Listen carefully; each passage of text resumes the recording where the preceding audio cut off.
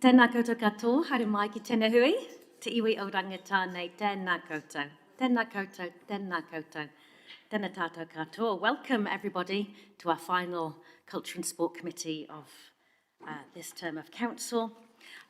A little bit of housekeeping as we get into this morning.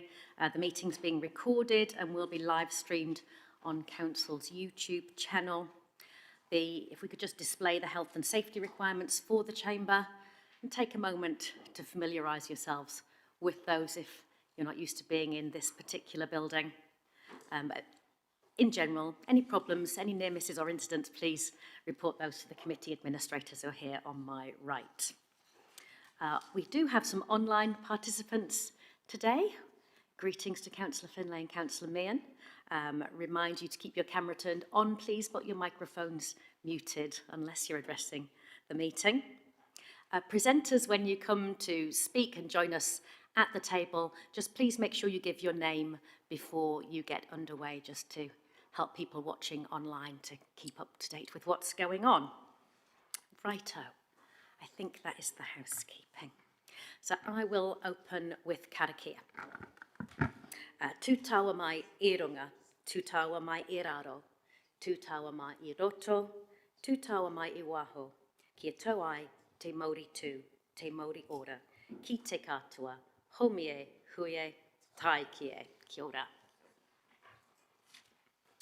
Right.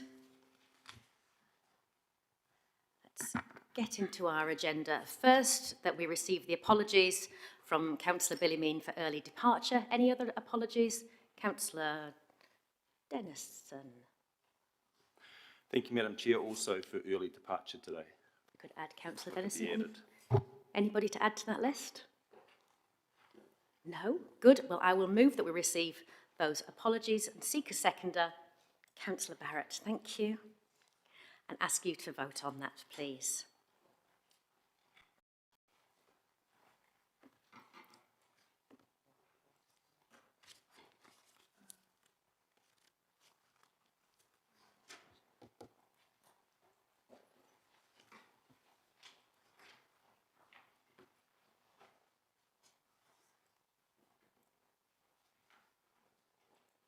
That was seconded by Councillor Barrett.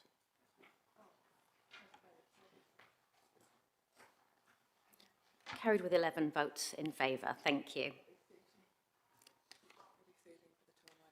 13 with the 2 online.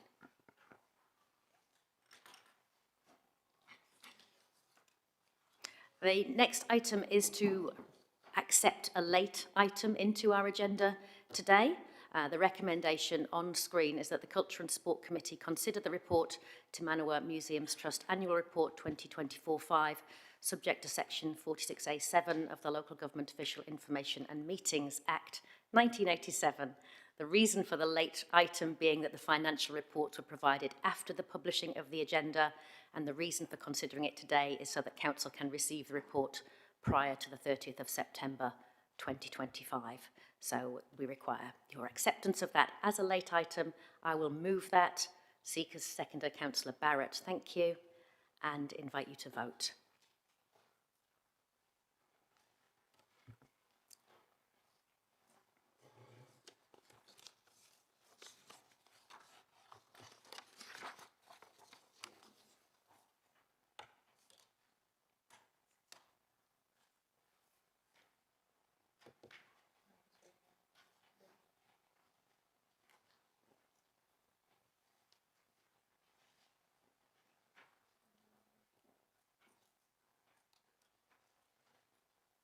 (13 votes in favour. Thank you. So that will be added to the agenda later on. So as we get in today, we're starting with some public comment.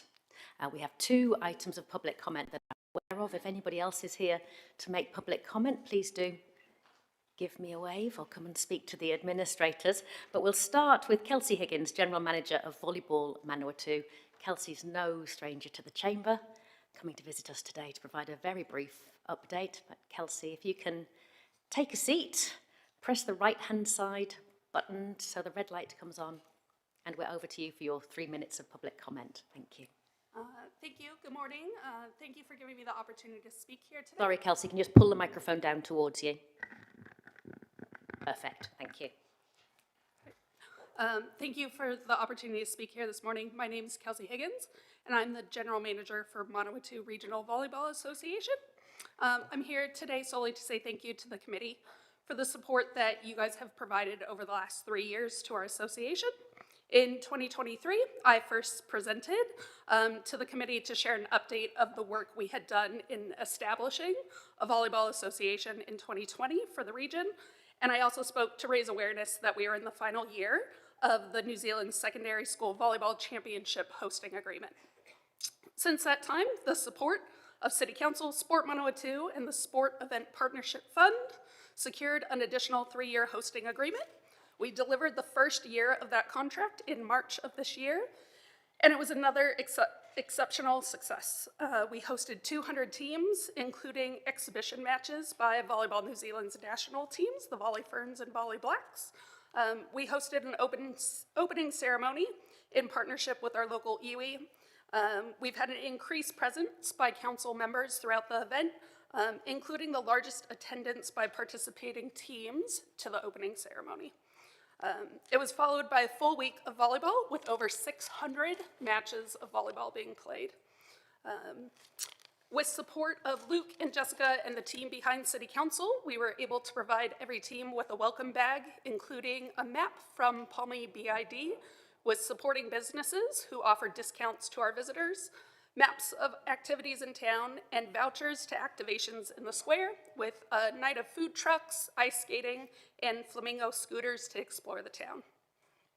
The support from this committee has not only been shown through the Sport Event Partnership Fund, but by connecting the event to our local community.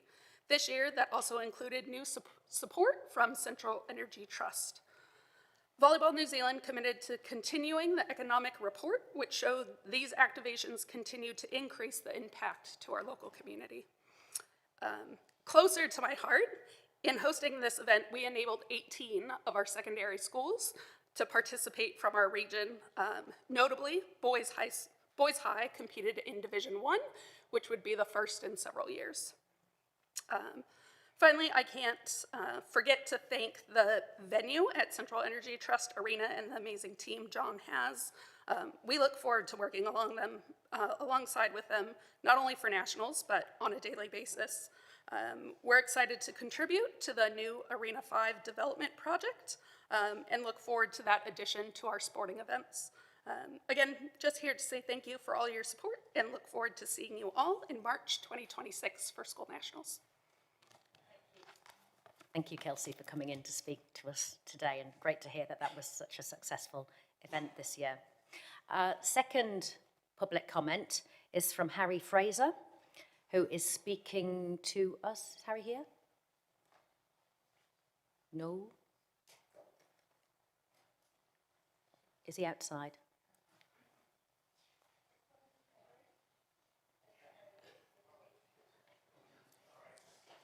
Thank you, Councillor Naylor. Thank you, Harry. Thanks for coming in. Take a seat at the table.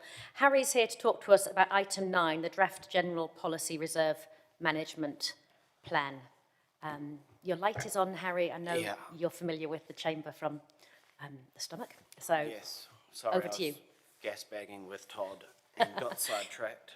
Understandable. You have 3 minutes for your public comment. Yes, I just wanted to talk briefly about the reserves plan.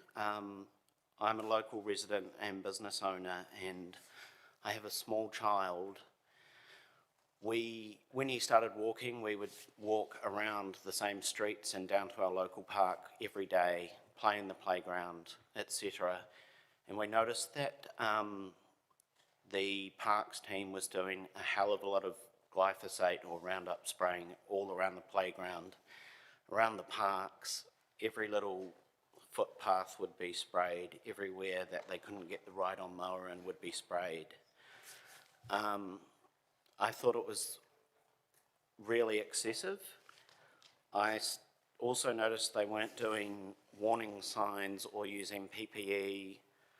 I took videos and photos when I'd walk and see it, and I did actually email the parks team and they said they were comfortable with what was going on. I also know that about 10 years ago, glyphosate was classified as a probable human carcinogen in Europe by the International Agency for Research on Cancer.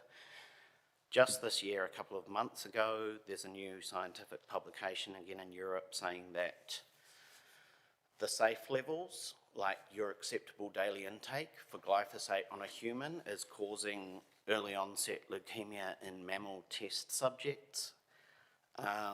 So those are your safe exposure levels and rapid tumour development.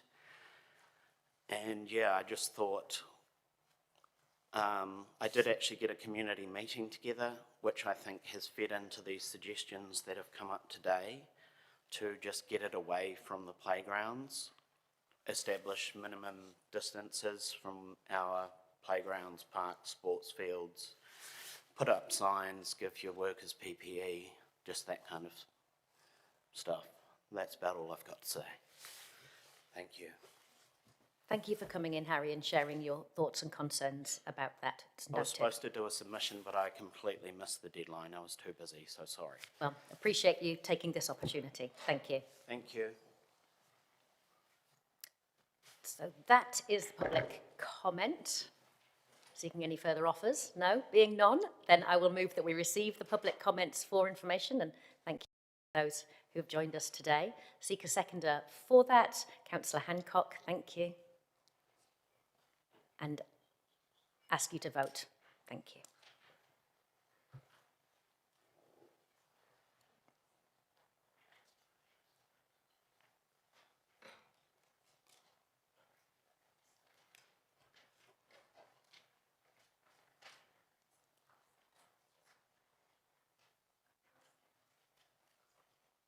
Carried unanimously.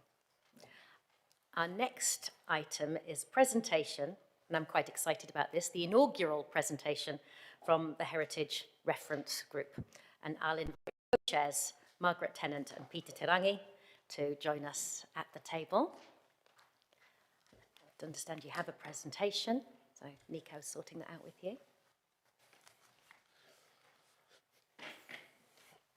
Now we'll hand over to you for your presentation, Margaret and Peter. Thank you. Kia ora koutou.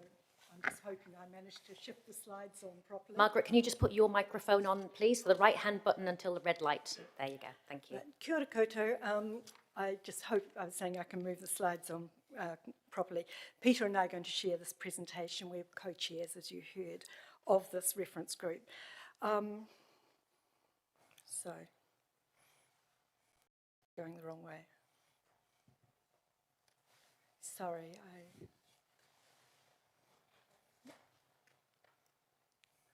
not sure which button to push, quite honestly. If someone could come and show me, we might make some progress. Maybe it's one of these ones. It's different everywhere. Oh, Okay. so which one is it? That one? Oh, okay. Yeah, so My apologies. No, So we're we've at the got, back, we're so- right at the back. let's go. And the next one. There we go. Yeah. Okay, so the purpose is up there. It is set by council, and it resulted from submissions to the 10-year plan. The idea is that we provide a conduit between council and the heritage community, and I think we're going to be doing that quite effectively over time. We do note the final point there, because I think it's relevant to decisions to need to be made by council, that there's no additional budget allocated, though a council officer has been, a council staff member is supporting us on top of his existing duties. Next slide. Membership. The members of the committee are listed up there. We were surprised ourselves at the wide range of connections that we've got into the heritage community, both as researchers, as members of bodies that oversee heritage buildings, as members of groups like Historic Places and so on. There'll be a subsequent slide where we look at that. The mapping of connections, I think, shows quite an astonishing wide range of connections.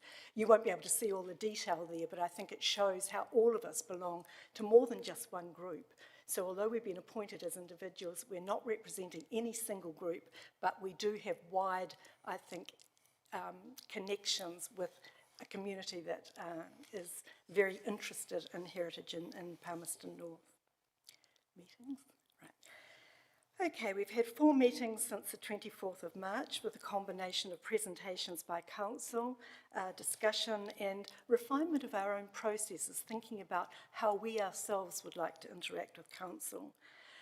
We've familiarised ourselves with a range of council policy documents, and again, we've been surprised at how many spaces in council activities do have a heritage component that we'll be looking at very carefully, I think, over time. And it's been very interesting for us to move beyond our own particular spaces and interests to see this wide range of places that are important for heritage. And there were 4 emerging kaupapa which have come out of our meetings. Not quite sure. We need to go back one. Do we? Yeah, just to make the point about. Oh, okay. Yeah, whether we should be reactive or proactive is one of the issues that we've been talking about, and how much we need to raise issues or respond to information that council wants. But one of the themes that's come out is particularly strong concerns about heritage assets in and around Te Marae o Hine, and particular concerns with All Saints Church and its deterioration. We know there's problems with these buildings being in private ownership, but if any recommendation we have to make, I'm sure, would be around asking council to invite perhaps the owners, and particularly the owners of All Saints, which I assume is a diocesan concern, perhaps to come and give a presentation, because community cannot take a position, make recommendations, work in support of the owners of these buildings if we don't know what's going on. I suppose just another quick point I'd make before we move to the next slide in Peter's presentation is that, and Joe Hollander would never forgive me, if we don't point out that on the 7th of February 2026, the Soldiers Memorial in the Square will be 100 years old, or 100 years since its unveiling. So just note that, Peter. Kia ora, Margaret. Kia ora koutou. So from our meetings, we have 4 emerging kaupapa that seem to come out from our deliberations. First being heritage, identification and conservation. The second, community engagement. The third, advocacy and representation, and then research and documentation. So just quickly going over each of those. Heritage and identification and conservation, that concerns things like tangible heritage, that's things like buildings, structures, objects that have any historical significance. Intangibles, things like traditions, oral histories, social practices that might be valued by the community. Physical values, the heritage sites that are valued for either their architectural design or their construction techniques, and conservation, protecting heritage sites and buildings from damage. Under the title of community engagement, that's about raising awareness, educating the community, the city about the history, encouraging pride in our local heritage and fostering a connection to the past. We do that through Heritage Week, which is funded by council, and of course that leads on to our History Month. Then we've got collaboration as the next bullet point between Palmerston City Council and wider community interests such as businesses and community groups. And I think an outstanding example of that is the Te Āhua-Tūranga Highway, which is an amazing example of collaboration between a variety of interest groups, including Māori, and the likes. So next bullet point, events and activities, supporting and hosting and publicising events. Once again, that's about public lectures, about tours, exhibitions, etc. And lastly, the oral histories, recording and preserving oral histories, valuable insights into the lives and experiences of our past residents. moving on to the next heading, advocacy and representation. This was another thing that bubbled out of our meetings. This is about policy, influence and advice, primarily what our role is too, to influence that, I guess, and to advocate for policies that protect and promote heritage, and to ensure that heritage considerations are included in development plans. Once again, the Kaka Tangiata suburb development is a classic example of that. Seeking funding for heritage projects and support for conservation, research and community engagement. And thirdly, representation on other advisory groups and committees. And you would have seen from the network of links that the committee members have that that's quite a wide network. And the fourth heading, research and documentation, which is about archival materials, accessing and utilising archival materials. The next bullet point, historical research, conducting research on local buildings, events, people. Once again, Heritage Week is a classic example of that. And publication, the last bullet point, publication and outreach. Publications online through community events. That's sharing research findings through publications, online platforms, to broaden an awareness of our local history. So by focusing on these key themes, you know, the Heritage Group in Palmerston North does and can further play a crucial role in preserving the cities and the surrounding districts' history, rich history, fostering community engagement, ensuring that past continues to inform the present and the future. And last of all, finishing with a whakatauki there, ko ngā tikanga whaihua tō tātou ahurea, ko ngā mea noko nei, no tēnei whenua kura, he taonga tuku iho ki a tātou tamariki. The worthwhile elements of our culture, the things which belong to this beautiful land, are our children's heritage. Thank you. Kia ora, that was a very pertinent way to wrap that presentation up. Thank you. I will invite any questions for elected members. Just to start, just one from me, and something I know we've discussed and it's come up in your presentation, that Heritage Week is funded, History Month is not. Has the reference group had any discussion about that? Yes, we have, and we certainly think the whole of Heritage Month should be funded because it's become a very packed program, and I'm sure it must put stress on staff to have to organise events not simply for a week but over an entire month. Thank you, Margaret. There is a question from the Mayor. Thank you, Madam Chair. Thanks, Margaret, Peter, for your presentation. Just around the funding of that, I know a lot of other trusts, heritage trusts around New Zealand, seek sponsorship for their events and months. And has the group thought about either yourselves or asking council to seek some sponsorship so it doesn't fall on the ratepayer? We haven't done that so far. We are a different group from the Palmerston North Heritage Trust, of course, which is a separate body. But that's a possibility that we could take a lead in that field. Yeah, okay, I'll leave it till if there's comment. Thank you.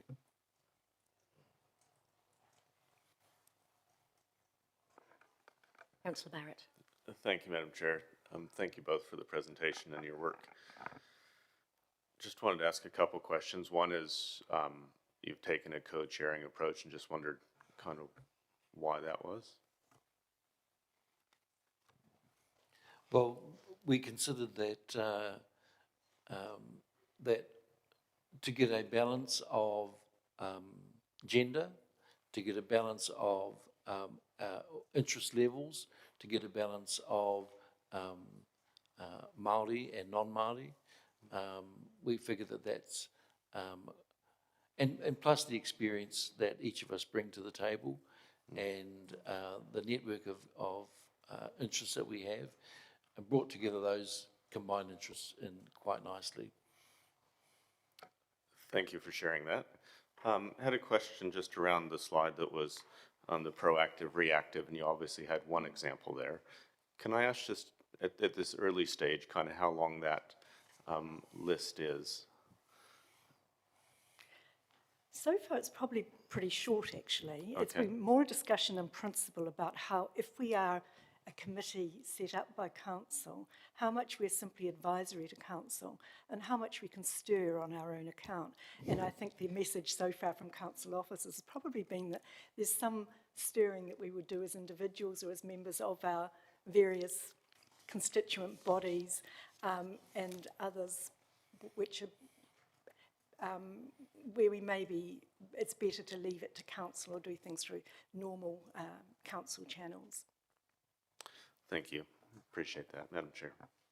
Thank you. Councillor Hancock. Thanks, Madam Chair. Morena Korua. Yeah, just a very quick question. In various meetings going back a number of years, and I see that you've actually got archival materials actually in one of the slides there. In previous meetings, we've obviously had some deep conversations about managing archives. Do you have any commentary around any challenges or opportunities that we need to be aware of at this point in time? Challenges? I think the challenge is really getting them all into one locality. I mean, our public city library is very good in archiving much material. We have the archive that's based over in Fielding in the Manawatu District Council arena. That sort of involves a distance of travel. But there's a lot that's also posted online now. So it's a matter of bringing all these archival materials under one umbrella, I guess. And that's enabling ready access to not just the heritage reference groups, but also to the myriad of other groups that have interest in accessing archival material for their respective interests. So, you know, including even the Māori Land Court and the likes. Massey University has a vast amount of material out there. Yeah, so. And in terms of managing requests and actually managing the supply and return of archives, is That's an another issue. I mean, as someone who uses local archives, I must say, I think our archives should be held and available in Palmerston North. You always have a waiting time to get archives. The archivist has to go and get them from somewhere else.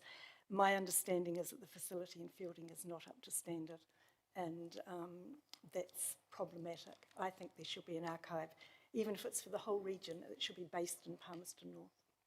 But that's my opinion as an individual and of the Palmerston North Heritage Trust and other groups I belong to. Our committee hasn't yet really discussed this in depth.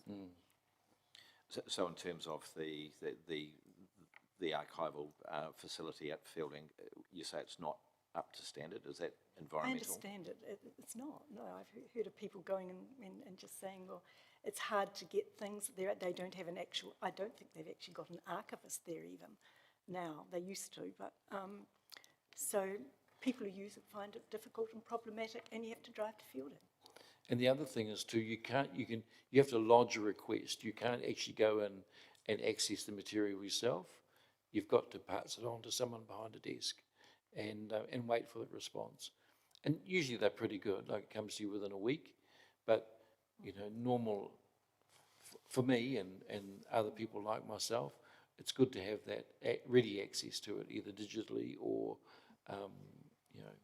It puts people off using archives. They just go to the newspapers, and we all know how unreliable they are as a source today, let alone for the past. Thank you very much. Good comment. Thank you, Councillor Hancock. Councillor Arnott.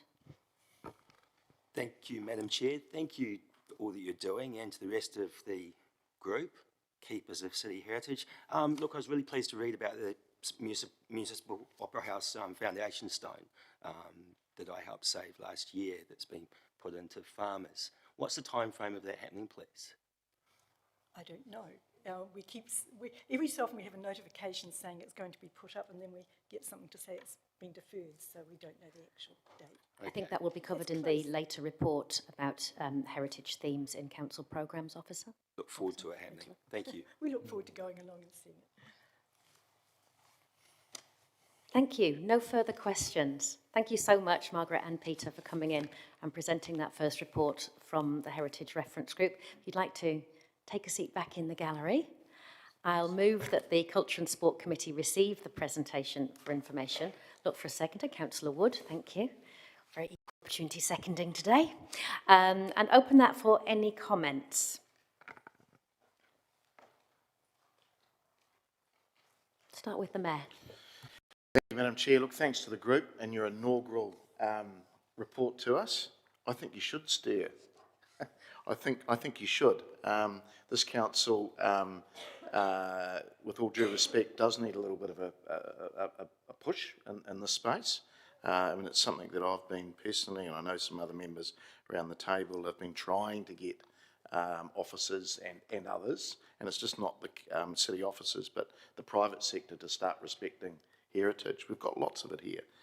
I just note on the first slide you put up, there was the Grand Building, All Saints, TNG, and the Cenotaph War Memorial. Now, all of them except the Cenotaph are at risk. They all are desperately in need of refurbishment, and most of them have some form of earthquake-prone nature to them. That is a real problem for us, and that's why I think you should start stirring a lot more. We've got to get the private sector involved. Interestingly, I just opened the new Elgin National Office in a heritage building which Wallace Development refurbished on the other side of the square. And that's one of the few along the Safari, that's the Safari Group doing the old post office, that have actually got their hands dirty in the private sector and got into it. So we've got to link with those people, and I think our heritage group, along with our officers, need to be more visible in that space. So that's my personal challenge to you, and I think you're up for it as well.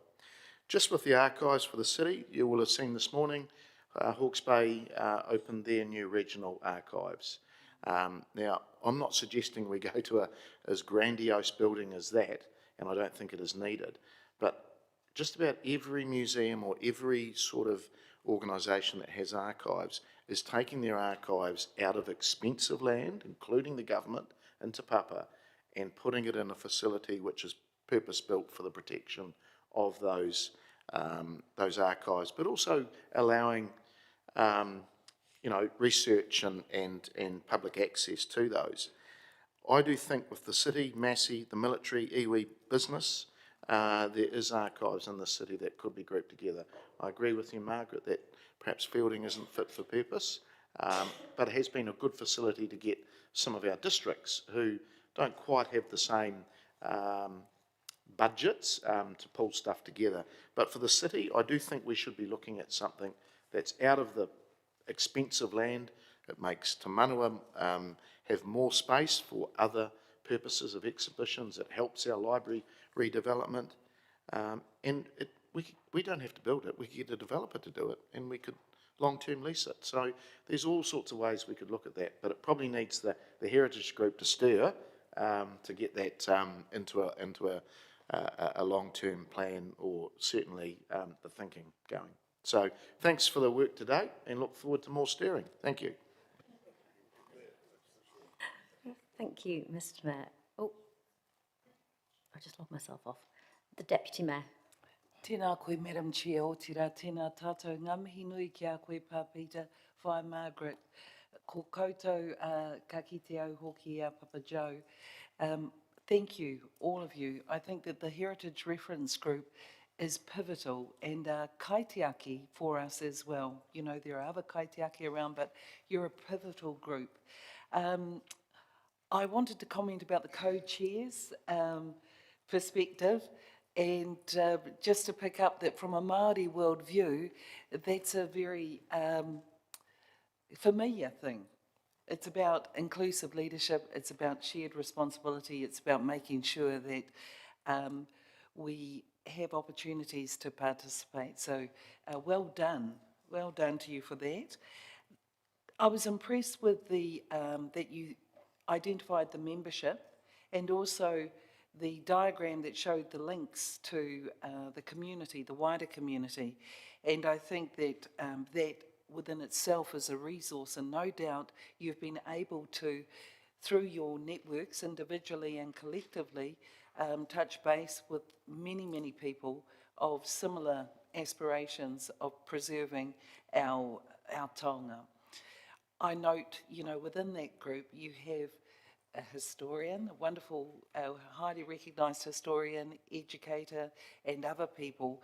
And I was thinking, from an educational perspective, just even making that available to the knowledge that you have through schools and tertiary institutions would be extremely valuable. So part of me was thinking there hopefully could be educational funding available to support that, and then identifying, Papita and I worked many years together in schools, knowing that schools would want units of study and other things like that. So I hope you could go there. And finally, I want to say, centralising the archives is pivotal.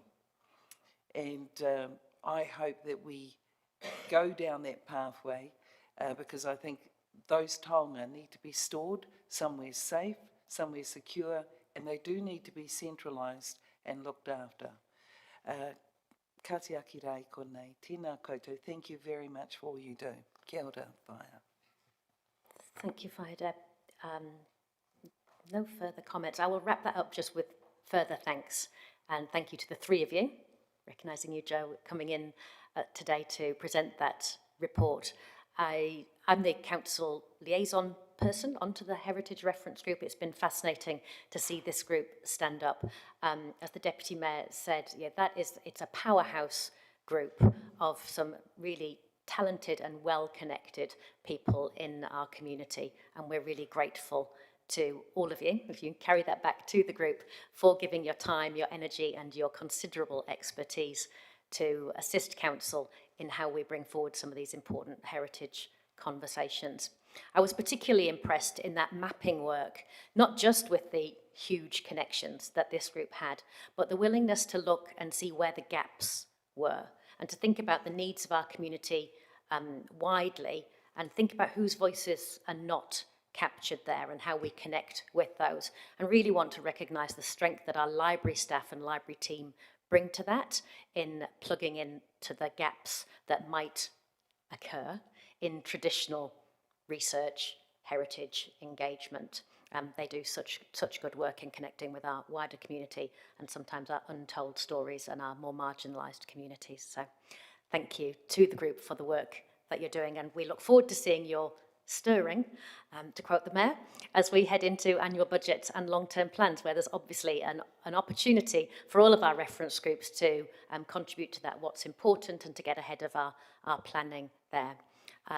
This is obviously the last committee for this term of council, but I hope that whatever form your reports come to in the next term of council, that we can pick up that request to reach out to some of those private sector owners of businesses, owners of buildings, and invite them in to present to council about the issues that you're raising. So thank you for bringing that forward. On that, I will ask you to vote to receive the presentation for information. Thank you.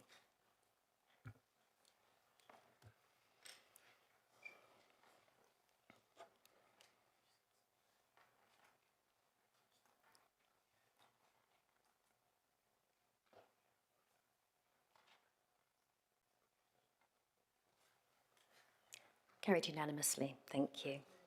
Our second presentation this morning is from Sport New Zealand, and I'll invite Colin Stone, who is the Regional Partnerships Manager for Central Region from Sport New Zealand, to join us at the table. Thank you for coming in this morning, Colin. Lovely to have you with us. Thank you. Kia ora tātou, everyone. Ko Colin Stone, toko ingoa. As you heard, Regional Partnership Manager mo Ihi Aotearoa, Sport New Zealand, based in Wellington, but very much focused on the Greater Manawatu region, in particular Palmerston North City Council. So I thought what I'll do today is just give you a brief update. I've obviously only got 10 minutes, so I won't be too long, but hopefully I can work the machines here. I'm just going to run through a little bit of an update about Sport New Zealand, just refresh you back to our strategy, which obviously is our national strategy. Talk about some of the themes that are emerging in the sector, look at some new sort of areas of focus for us, and then finally the sort of relationships that we have in the region. So in terms of Sport New Zealand, you probably may be aware we went through a rapid review with government in late 2024. That was really focused on our efficiencies and effectiveness and alignment to strategy, and thankfully we got a big plus mark on that, which is cool. Our Minister is the Honourable Mark Mitchell, but we also have an Associate Minister, so the first time in our history we actually have an Associate Minister of Sport, which is the Honourable Chris Bishop. So his focus is on what facilities do we need or might need over the next 20 years to attract major international events or create mass participation opportunities for the community. So your council was involved, the officers, in terms of scoping some of that work and providing data and information back to our organisation. Also, his role is focused on sport diplomacy, so that's using sport alongside international trade missions to build international relationships.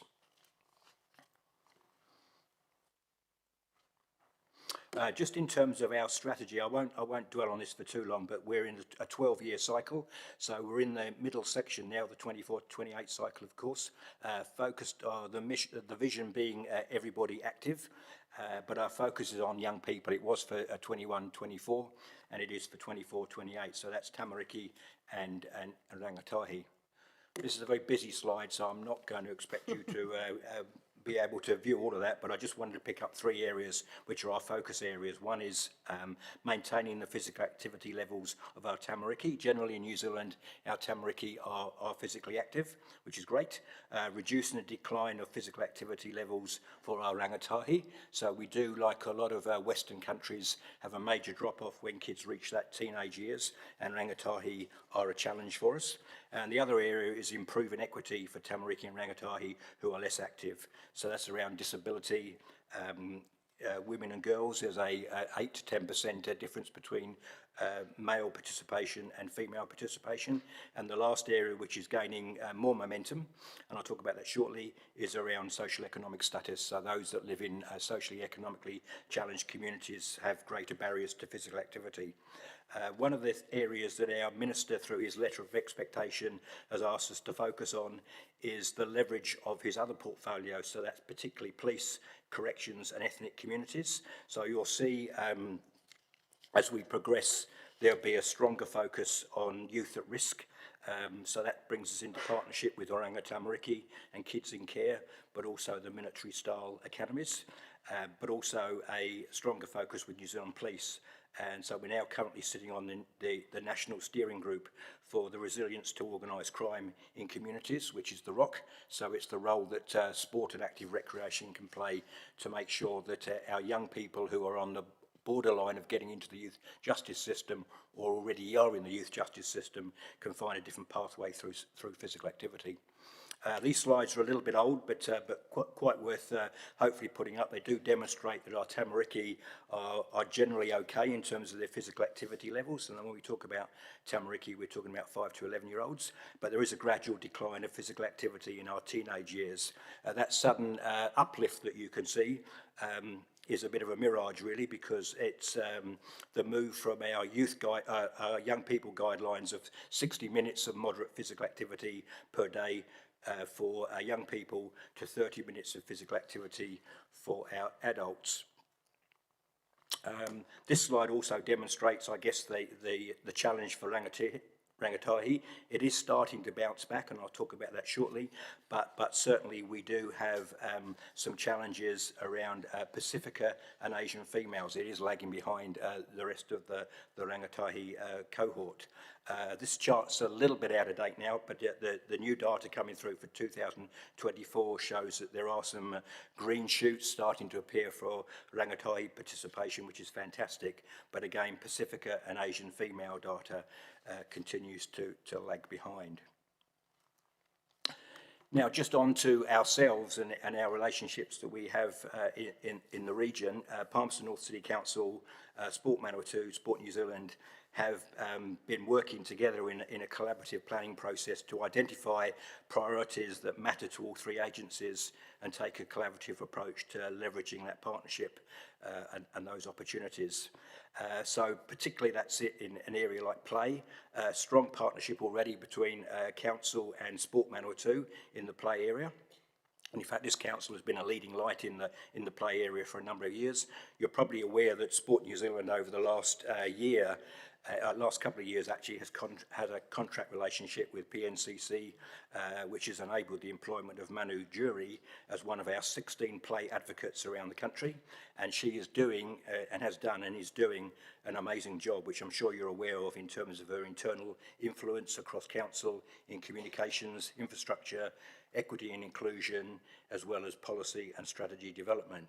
And the partnership with Sport Manawatu enables a strong internal and external focus on the value of play across the city. I also want to acknowledge Palmerston North City Council's adoption of the Regional Spaces and Places Plan, Hiraki Toa. It provides a pragmatic and understandable approach to facility utilisation, optimisation and development, and the city alongside Massey University has an amazing array and network of facilities, and Hiraki Toa offers the opportunity to take a regional approach to facility upkeep and development. Such facilities, as I'm sure you're aware, are a great driver of bringing people into the city. One of the themes I did want to touch on while I was here was community sport. The current economic climate suggests that our regional sports organisations around the country, and no different in this community, are beginning to really struggle, as are some of the clubs. And some are on the precarious financial position of going under. Several of our regional sports organisations around the region and around the country are looking to restructure and downsize their operations to stay within budget. The funding pot from central government, from local government, plus community trusts, gaming trusts, and various other funding sources is under threat.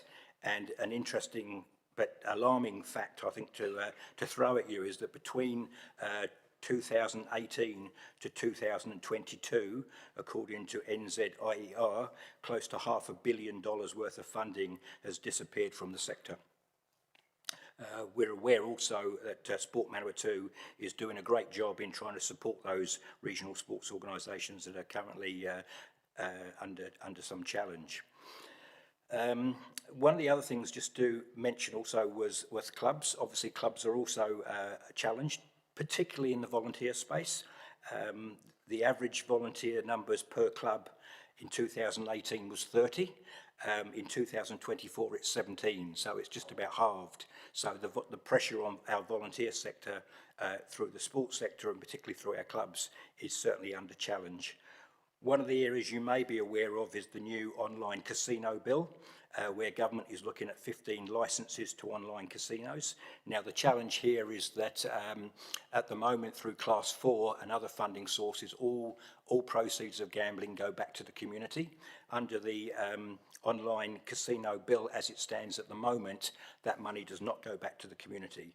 So the sports sector has done a fantastic job at mobilising itself to make submissions to the Select Committee, which has currently been on in Wellington, and I'm aware that Sport Manawatu CEO Kelly Shanks represented the 14 regional sports trusts at the Select Committee hearing on Monday in Wellington.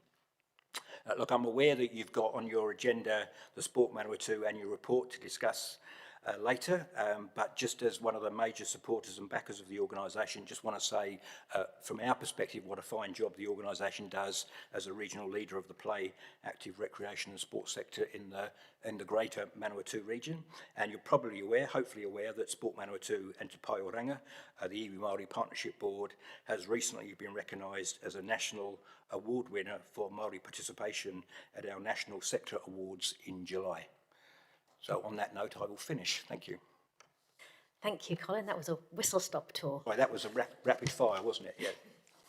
I think we all appreciate somebody who can bring their messages in and land them. There are some questions coming in. I just wanted to kick off, just to follow up on the online casino gambling bill, and thanks to Kelly for making that presentation on Monday. What are the impact of that, do you think, if there are no changes as the sector's requested?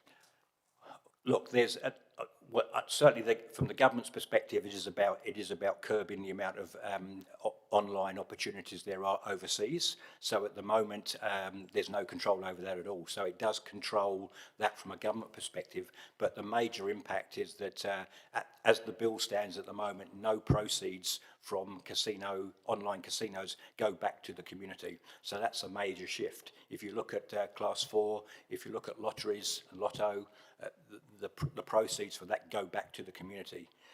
So the risk is that it hits Class 4 in particular, and people shift to online casinos, and therefore the money is lost to the community. Okay, thank you. Councillor Harpeter. Thanks, Madam Chair. Thank you, Colin. Just a question from me is around, you talked about some sports being in threat, and I wondered if you could give us an indication if there was any sport sectors that would potentially be in threat in our region. Well, there's a number. It tends to be the middle-sized organisations that are probably struggling a little bit for governance and struggling a little bit for how they manage themselves. And I have to say, it's not just the regional level. What would tend to happen is you'd look towards the national sports organisation to be able to support the regional body alongside the regional sports trust. It's actually the national bodies that are also struggling as well. So there are a number of smaller size or medium size national sports that generally are struggling. It's probably a bit unfair for me to kind of name them in public, I think. Okay, thank you. But you may be aware through your own communications who that might be. Okay, thank you very much, Colin. Thank you, Madam Chair. Thank you. Councillor Barrett. Thank you, Madam Chair. Thanks, Colin, for being here again. Couple questions. The first one is just say that as a council, we've been grappling a bit with how much structure and process we have in place around facility development planning. Some people have referred to it more on the bureaucracy and red tape into the spectrum. Just from an investment partner point of view, can you help us understand how Sport New Zealand views planning processes around sports facilities in communities? Yep, so in terms of our approach to regional planning, we have a template, if you like, that we ask or suggest that regions follow, and that's got about 8 to 10 different facets to it, which includes sustainability, being respective of Te Tiriti, and various other elements in terms of how a strategy is put together. But obviously what we're now saying, and we're in an environment at the moment where there's not a lot of facilities being developed, but it's how we utilise them more effectively, how we share facilities, how we don't duplicate the development of facilities around the region, not just in terms of one council area, and how we optimise their use. So that's the ethos behind Hiraki Tawa. Thanks. And in terms of the work that goes into that planning and structure, how is that accounted for in investment decisions? Acknowledging that at the moment there isn't a lot of investment, but just looking ahead to times when there might be investment. So if I'm understanding your question right, if there's a proponent group that wants to see stuff happens and comes to the council, or comes to a council, I should say, there's an understandable process of the process that they need to get to bring it to fruition. So that's working across the region and across various councils to be able to understand, firstly, is there a need, is there a gap, so that we don't develop and build facilities that actually we possibly don't need. Thank you, I appreciate you articulating that. My other area of question was around Class 4 gambling, and just noting your comments and the legislation underway. Does Sport New Zealand have a view around the balance between benefits and disbenefits of Class 4 gambling? Look, it's a really contentious point, and it's been around for a long time. There is no alternative, which is the challenge. Class 4 gaming, while it comes from a source that we all agree is a bit challenging, the benefits it provides communities is, from a sports sector perspective, is significant. I think it's 166 million comes from Class 4 into the sports sector. So if you take that, if we could find another source, that would be fantastic. But actually, the other comment I would make is that the gaming trusts themselves are really focused on making sure it's meeting a community need. So a much stronger focus on equity and ensuring that it's reaching the right gaps to address some of those barriers that we talked about. Thank you for those comments, Madam Chair. Thank you. I did just have a further question, and you talked about the pressure on the volunteer sector and how you're looking at that almost 50% drop in numbers. What is Sport New Zealand doing? What can regional sports bodies do to address that drop-off in volunteerism? Well, it's a societal change. It's just, as we all know, life is busy. Everyone has a busier lifestyle, and there's no one answer or one quick fix to it. What we're asking is for our volunteers to continue to do the work that they do. We ask our national sports organisations and our regional sports organisations, as well as our regional sports trusts, to recognise the role of their volunteers, whether they be administrators, coaches. At the regional level, governance is a challenge. People don't want to put their hand up to be governors because of, I guess, some of the implications if they get it wrong. There's more legal pressure on governors, even in a not-for-profit world. So there is no easy panacea, but it's ensuring that we look after our volunteers and we acknowledge their work and their effort, and really that they're clear about why they do what they do, and that they adhere to the purpose of their organisations that they stick to. Have you looked at any structural changes that might support it, like code amalgamation or collaboration? Yeah, so what we're seeing, and again, it goes back to the facility conversation as well, we're starting to see more and more clubs work more closely together. So rather than, five, and this has been around for a while, but rather than having 5 clubs sitting around a sports field or trying to maintain their own facility and maintain their clubs, collaborating together in a co-located location, one governance entity, 5 sports operating, limits the amount of volunteers that you need. I mean, you still need volunteers, but it limits the amount in terms of 5 different clubs, say, working in 5 independent ways. So there's definitely a trend around that, and definitely a trend around clubs understanding that they're not in competition with each other, they're actually working together. Lovely, thank you, Colin. There's a question from the Mayor. Thank you, Madam Chair. Just thanks, Colin. You would have done it tough yesterday with the soccer and football. Let's not go there. New Zealand lost to Australia, unfortunately. Just on the NSO, just with that NSO conversation, do you think like baseball and softball have come together, and there's probably an argument some ball sports could probably come together, maybe some racket sports? Yeah. Conversations happening in that space? It's probably been happening for 20 years, trying to make it happen. I mean, when you say it, it sounds really easy, doesn't it? Bring in badminton, table tennis, squash, squash, and now the emerging sport around the country, pickleball, which is absolutely going gangbusters, under one umbrella would make a lot of sense. You're dealing with people. It doesn't always work quickly. Okay, I'll leave it at that. Thanks. Thank you. That is all the questions. Thank you, Colin, for joining us today. If you want to take a seat back in the gallery with the Sport Manawatu people. I will move that the Culture and Sport Committee receive the presentation for information, seconded by Councillor Hancock. Thank you. Open that for any comments. Mr. Mayor. Thanks, Madam Chair. Look, thanks, Colin, and thanks for Sport New Zealand's contribution via Sport Manawatu to the city and the wider region. Really interesting trends going on. If I could just comment on the online gambling bill that's there at the moment. And look, colleagues, despite the sinking lid policy, people are always going to gamble, but currently the proceeds come back to the community.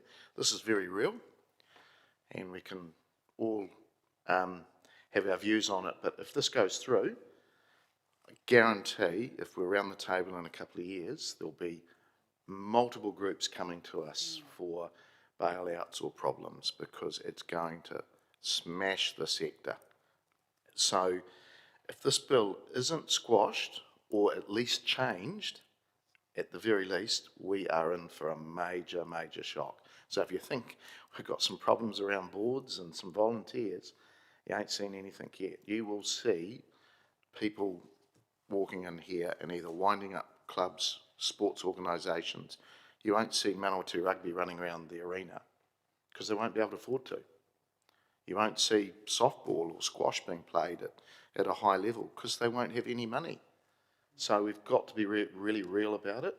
So please think about that, you know, in your discussions with colleagues, with other people around the community, with MPs, with other people that can influence. It is really, really serious stuff.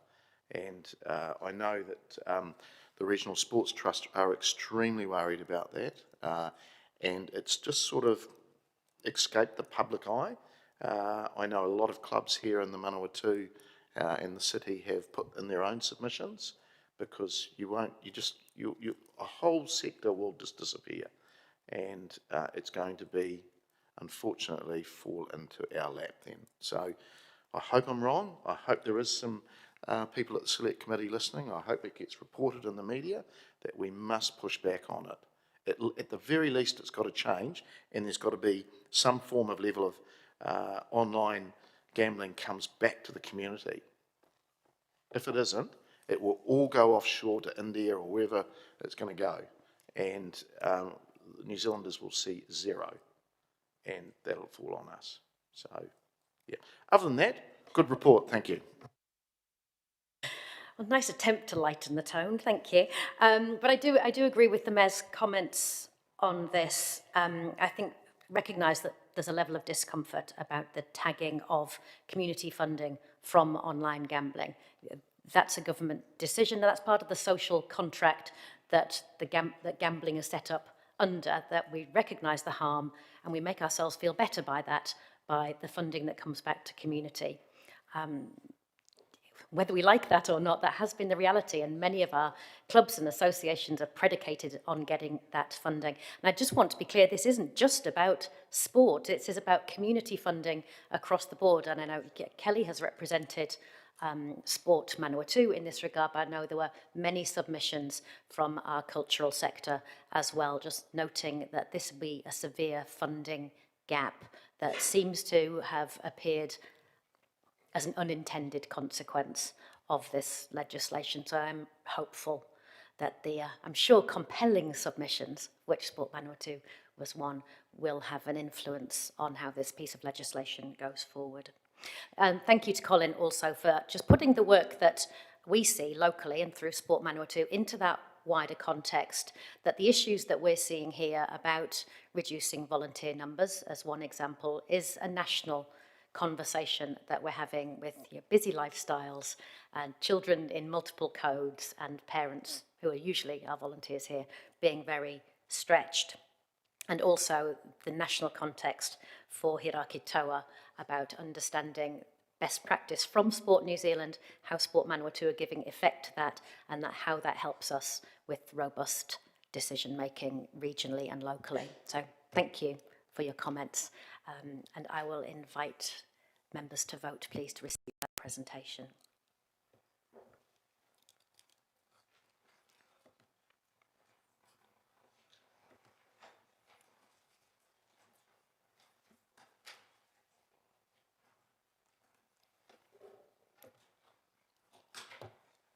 Carried unanimously. Thank you. The next item on our agenda is the Draft General Policy Reserve Management Plan hearing of submissions. We have only one submission to hear today. The Palmerston North Youth Council submission has been withdrawn. To get us underway, we need to deal with the recommendations first. So the recommendations are that we receive submissions and hear submissions from presenters who indicated their wish to be heard in support of their submission, and that the committee note the procedure for hearing of submissions as described in the procedure sheet. I will move those. seconded by Councillor Dennison. Thank you. We will vote on those recommendations and then move to hearing the submissions. I'll invite you to vote now.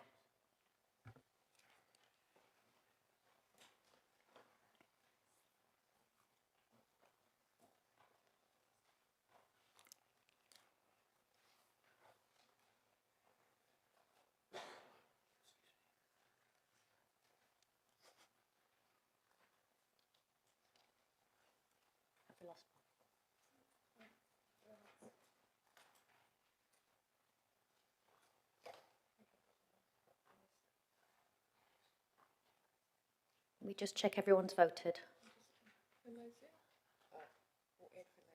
Right, thank you, it's the online. Carried unanimously.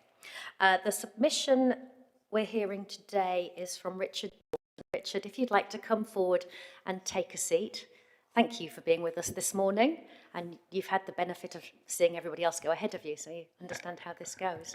It's okay to stand? Yeah, absolutely, whatever you're comfortable with. So Richard, there's 10 minutes for submissions. That's over to you to use how you'd like. You can talk for the whole 10 minutes, or you can leave time for questions in that, and then your submission will be referred to for consideration. Thank you. Over to you. Lovely. Tēnā koutou katoa, Mayor Smith, Madam Chair, councillors, invited guests and other members of the public. Excuse my back over there, folks. My name's Richard Dawson, Toka Whenua. I'm from various places, but firstly Wellington and now also Palmerston North, nor Whanganui Tara aho, nor Papeo aho. Kia ora. You may have heard the quip about the agnostic, dyslexic, insomniac who frequently lay awake at night wondering if there really was a dog. I'm here today to support the view that there really is a dog, in fact many dogs in Palmerston North, and that by better attending to their needs within the framework of the Parks and Reserves Management Plan, we can better meet the needs of all the stakeholders within our wonderful and varied reserve assets. Firstly, a word or two of thanks to the staff, firstly who put together the draft. It's particularly well written, I think, for ordinary people like me, and gives a well summarised overview for everyone interested in finding out more about the complexities of managing these assets. So thank you. Secondly, to Councillors Bowett and Zabellin, who not only gave me some feedback about a vision document I presented to councillors recently in the context of the Linklater Reserve proposal, but they also encouraged me to be present here today in view of the fact that my sense of vision about dog recreation takes in more than just the Linklater Reserve, but envisions our city, Palmerston North, as the world leader in its approach to dog recreation and enrichment. And thirdly, to Fire Debbie, my colleague from Palmerston North Boys High School, kia ora Fire. She listened particularly patiently to me at times and pointed me in the right direction, so thank you, Fire. My credibility to speak to this document comes from the fact that I am, like many dogs, an unusual animal myself. Neither fully a teacher, nor fully a builder, nor fully an engineer or musician or social issues volunteer, but I have done all of these things over the years, and I could present to you an interesting CV of some of my experiences. Alas, there is no time here, but I would be happy to share these at another time.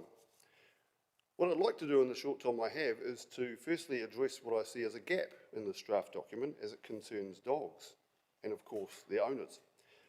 Secondly, to explain why addressing this gap is wise and potentially visionary. And thirdly, offer a compelling vision. So the gap. The draft does mention the importance of access to recreation and play and health promotion, both in the strategic goals, and the need for accessibility for all, policy 1 and 2. No doubt these arise from the statutory requirements which decision makers such as yourselves need to follow. And for the record, I don't envy your position insofar as it pertains to the happiness of various people in the community. A very challenging job you have. However, when one looks at the nuance of Section 8 as it concerns dogs, the emphasis, in my view, is not proactive, or not as proactive as it could be. We have dog management or dog control, rather than dog recreation and enrichment. One of the things I mentioned in my comprehensive vision for dog recreation doc, which I sent to you, each of you, is that there exists no actual obligation for Palmerston North City Council to provide for dog recreation. Rather, because dogs exist as part of people's families, there's an obligation to manage them for obvious reasons. Provision is, if you will, almost a goodwill thing. See if you can find a dog reserve, an off-leash dog reserve in our community. Protecting the public is important, of course, but I don't sense that Section 8 is particularly visionary. Neither does it recognise the immense value that dogs bring to the many people who own them in terms of recreation, exercise, and good health. At the Linklater presentation, Lynette Baker really stood out to me as a presenter at the submission meeting. She really brought to life for me a deeper need for accessibility, and one that transcends all groups, and that's particularly for disabled people. I thought she spoke very eloquently. There's disabled people across the whole spectrum of stakeholders. So finally, wisdom. Why is it wise to think more broadly and perhaps work towards a paragraph in this document called dog recreation or dog enrichment, rather than simply dog control? I think there's two reasons. One, the group of people who thought of as dog owners, and even dogs themselves, are far from a homogenous group. There's older ones, younger ones, noisy and quieter ones, and that's just the dogs. There's disc golf dog owners, there's rugby playing dog owners, there's soccer playing dog owners, and ones without. Even among non-dog people, there is a variety of priorities. Those that enjoy being in dog-friendly areas who don't have dogs, and also ones that are curious to find out more about them. So it's not wise to group all of these people together as one, because it will only be a matter of time before the differences between them within those groups become obvious. Second reason for this wisdom is that we need to bring different groups of people safely together. And I think this is much more in keeping with the spirit of our ancestors, which is embodied in the Te Marae o Te Hine, the daughter of peace, the courtyard of the daughter of peace.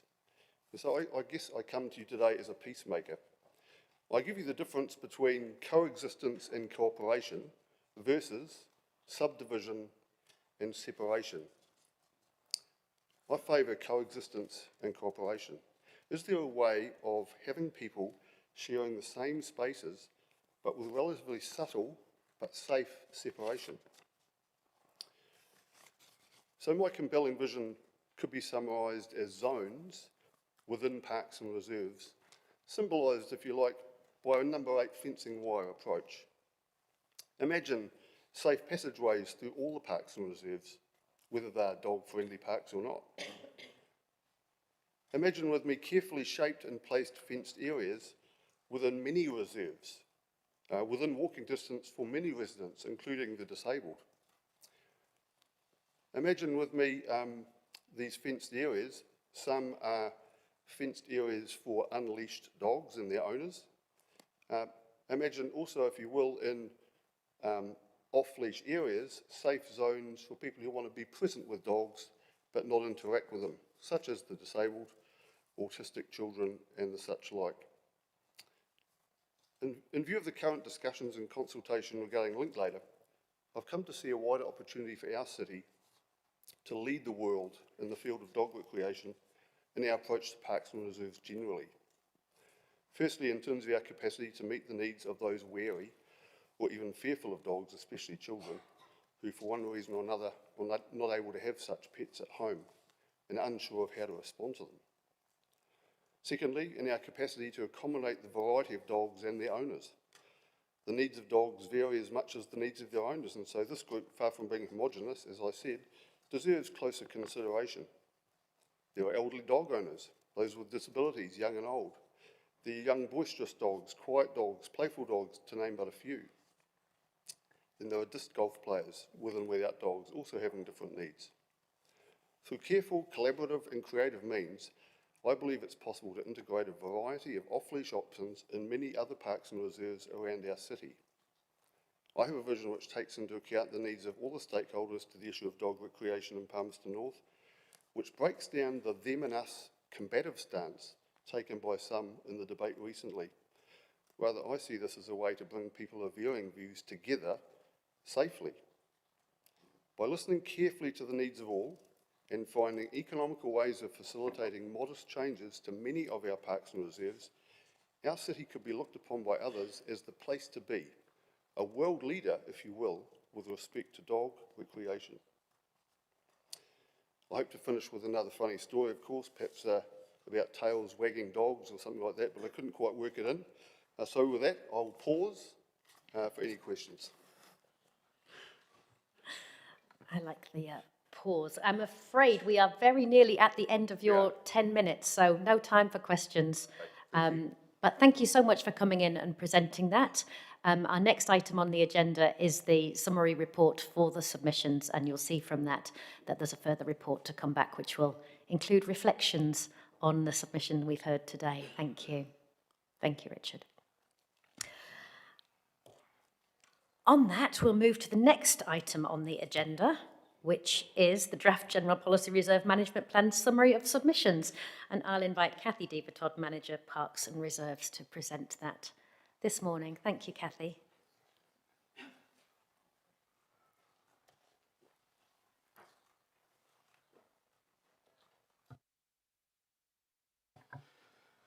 Kai whakahari ngā Pāka, Kathy Deaver-Todd, Koinua. Manager Parks and Reserves, Kathy Deaver-Todd, presenting the Summary of Submissions report. As was advised, one of the submissions has been withdrawn. That is the submission 11. That doesn't affect the analysis within the report, and I'm happy to take any questions. Thank you, Kathy. There is a question from the Mayor. Thank you, Madam Chair. Thanks, Kathy. Just in relation to what we've just heard from the submitter, Richard, and thank you, Richard. How many parks are off leash at the moment that we have? I mean, I know of obviously Linklater. Ahamati Park has a smallish area. What are the others? Ashurst? Yes. So it does vary. So Ashurst has a mix, but has large off-lead areas. All our walkways are off-lead areas, so that includes the Riverside Walkway, but all of the walkways in Aokautere are off the lead. Summerhill Reserve is also Sorry, whereabouts in Aokautere? All of the walkways. Oh, okay. You can take a dog off the lead in all the walkways in Aokautere, and Summerhill Reserve is also a dog off the lead area. Not and get your dog back, but yeah. Is Pitt Park? I can't answer that, I'm sorry. Okay. Just to remind councillors that the on-lead and off-lead areas are prescribed under the bylaw. They're not actually a parks function, so they're part of the dog control bylaw. Hence the submission. Okay. So how, if we wanted to get something around, even if it was a sentence around thinking about dog recreation into the policy, ensuring safe spaces, how would we do that? So just in relation to this, the reserve management plan that you're considering is under the Reserves Act and talks about how we minister and manage reserves under the Act. We've obviously got the bylaw, but we've also got the asset management plan. So the needs and gaps are generally covered in our asset management planning, and from that, that then determines what might go through to an LTP or to policies of councils, and that links obviously into our strategic direction. So the intention of this is not to guide those things, but to respond to how we're going to manage them. So the statement within this reserve management plan reflects the current animal control bylaw provisions.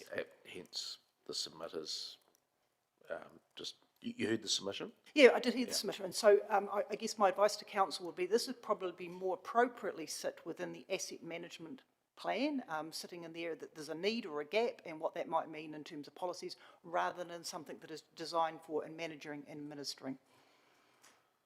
But isn't this a policy? It's a policy, but it's a policy under the Reserves Act, so it is. Yeah, no, you don't have to repeat that. I get that. Okay. Yeah. Okay. All right. Okay. Councillor Harpiter. Thanks, Madam Chair. Thank you, Kathy. We also had a public comment about sprays used around the playgrounds. I wondered if you could comment on that, please, from Harry. Certainly, our council policy is not to spray glyphosate or any chemicals around playgrounds, and we haven't been doing that for a couple of years. I would have to follow up on the particular comments about the fact that the staff were not wearing PPE and that was raised. That's not something I'd heard about, and certainly all my observations of my staff working in the field is that they are following the protocols for the chemicals they're using. So should we be putting it part of our policy? That's what he was suggesting. That will be up to council when you give consideration the next report. Okay, thank you. Thanks, Madam Chair. Thank you. That leads to my question, Kathy. Next steps is a final report for the General Policy Reserve Management Plan. When can we expect to see that? So we probably won't be bringing that back until February next year. And the reason being is that as we've consulted on the other plans, there are some items, and obviously one has been raised today about dogs, that are coming through that we're giving consideration whether they should be sat in this policy rather than perhaps the Otaunaki Ashurst one or Kutarawa. We are getting things that are coming through that we're saying should they be sitting in the AMP or the SAMP. And so we're still sorting through some of that stuff, and there's some other bits that have come through since that have been raised in committee meetings that we're saying, well, actually maybe that's a gap in the policy. So we believe there's a bit more work to do on that, and I think February would be the earliest that you would see that coming back. So when that comes to the council in February, it's a kind of an will there be an explanation of where things were submitted to and where they've ended up, if that's a different report, if you've moved submissions there certainly across? are, and depending on the extent of the change or the proposed changes, we may also hold a councillor workshop prior to presenting that report.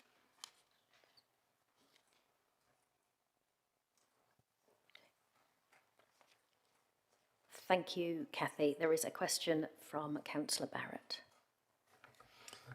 Thanks, Kathy. Just interested in your observations around the number of submissions received here in contrast to the number of submissions received recently around the on and off leash, and just what confidence can we have that we've heard from the community here when we have barely into double digits of submissions? So there's one or two ways I could answer that question. One could be that actually most people understand what we've put out in the draft and therefore don't have any further comments, and so that's indicative of a good draft. Or we could say that people haven't engaged with the process. I can't make a comment on which of those that was. Thanks. Do we have any information in terms of, visits to the web page or anything that might be an indicator that at least it didn't totally bypass the community? I don't have that information at hand. This just been the summary of submissions report, but we can include that in the report back to council. Great, thank you. Madam Chair, when you're ready.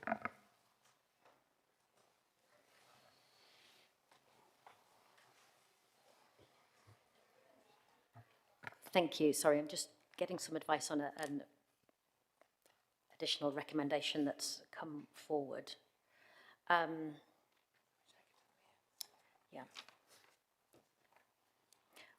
While there's a conversation about that, the governance have some thoughts, Mr. Mayor, they'd like to discuss with you. I'll look to move this recommendation. So, Kathy, there's no further questions. You can take a seat. The committee received the memorandum titled Draft General Policy Reserve Management Plan Summary of Submissions presented to Culture and Sport on the 10th of September 2025. I'll move, seconded by Councillor Dennison. And then there's an additional recommendation coming from the Mayor, seconded, I think, by the Deputy Mayor, which is about adding some additional wording. Mr. Mayor, would you like to speak to that? Yeah, thank you, Madam Chair. And look, we may be jumping the gun a fraction, but I'm just responding to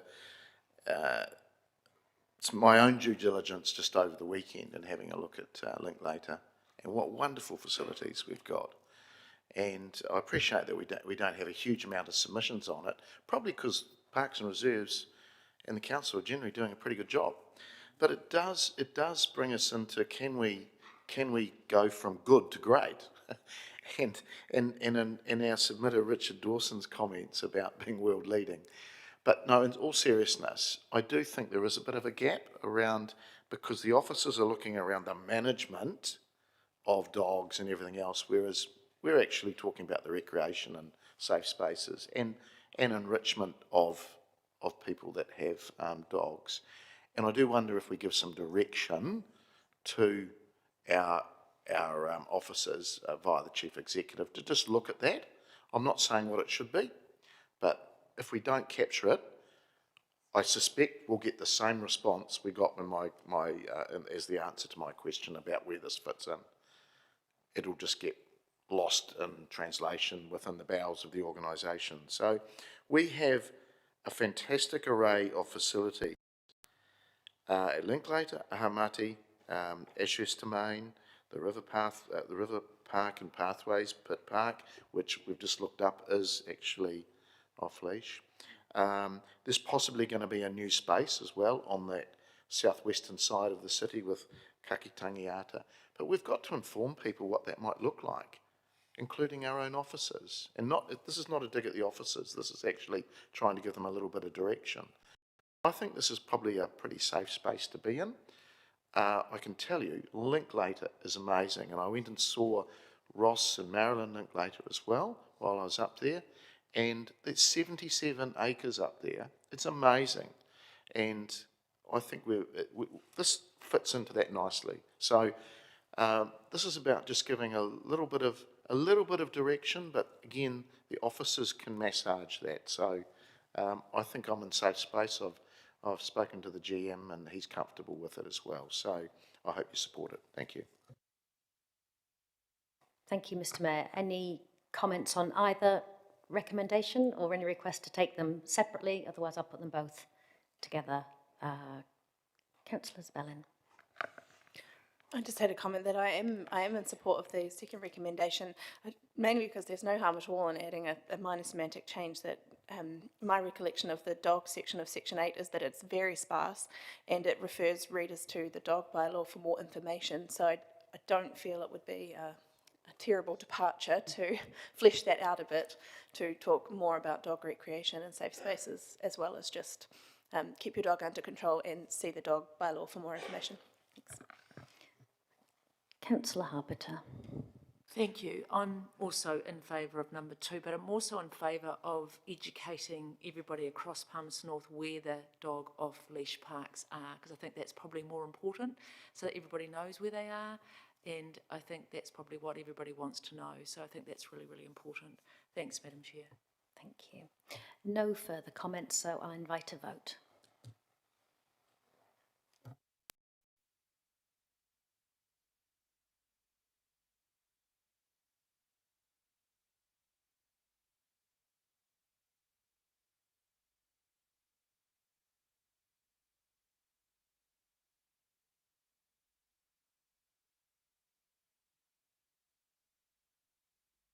Thank you, carried unanimously.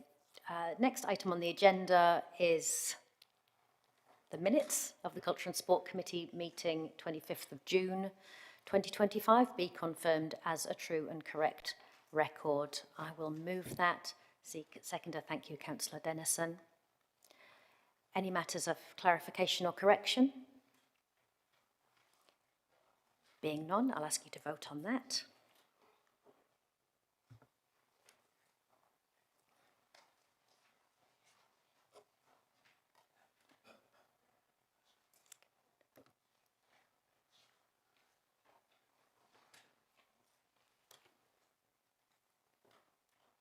In favour with 1 abstention. Thank you. And we're going to move rapidly before morning tea. Invite Kathy Deaver-Todd back again for item 7, which is the Kahutarawa Outdoor Recreation Plan 2025 adoption.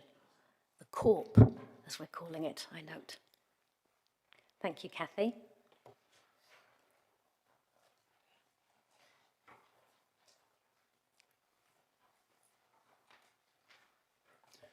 Thank you. So this is the great part of my job, is to bring to you a plan for adoption. It certainly takes, as you understand, a long time to get to that point when we're working under the Reserves Act. This one perhaps longer than the others because we actually started this work and started our stakeholder engagement, and then of course COVID hit, and this was deprioritised. But we've picked it up, and we've moved on, and we now have in front of us a reserve management plan for adoption. We've had a number of submitters on this plan. None of those wished to be heard, and so what you have in front of you is a summary of submissions which outlines the submissions themselves and how that's affected the plan. Councillors, you will recall at the last meeting that you also requested that we seek public feedback on whether Arapuki Forest Park should be declared a reserve under the Reserves Act. So during our consultation process, we asked a particular question on that. The report outlines the individual sections. I apologise, in reading through the agenda, I have realised that during the formatting of the plan, the highlighted sections, the highlighting has been removed, which makes it a little bit difficult for you. So to help you out, I just want to go through what we have done in terms of changes. We have made some changes. Those changes are summarised on page 31. We have added a couple of policies. So we've added policy 2.1.3 on page 9 of the document, which is page 75 of the agenda. That is around cultural health. And we have added policy 7.14 on page 85 of the agenda, and that is about understanding and recognising Taonga species and ronga in the reserve. We've only reworded two policies, 3.2 on page 76, and that is to reflect that Rangatani will be invited to be involved in site inductions, and reworded policy 6.1.1, which is on page 82, and that is to reflect that Rangatani will be involved in any integrated catchment management planning and decision making. Other than that, there haven't been any changes made to the draft that went out for consultation. The number of submissions, all very favourably in supporting this plan, and I'm happy to take any questions. Thank you, Kathy.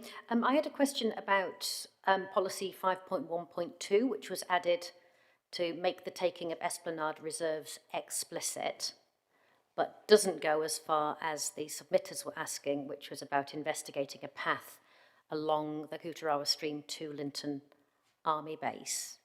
The comment there is development of a path would be an expensive undertaking, not considered a priority, may be the subject of future reviews, but has not been included in the current plan.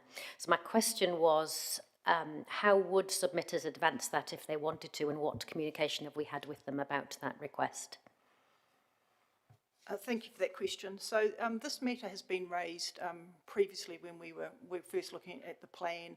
The difficulty we have in the Kutarawa Stream is that when we take Esplanade reserves, we take them through a subdivision process. So our district plan enables us to have discussions with the landowners.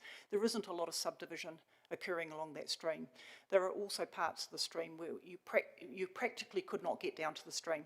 However, in our discussions about Kutarawa Road, there's also sections of the road that you couldn't get a pathway along. So this is a bigger issue.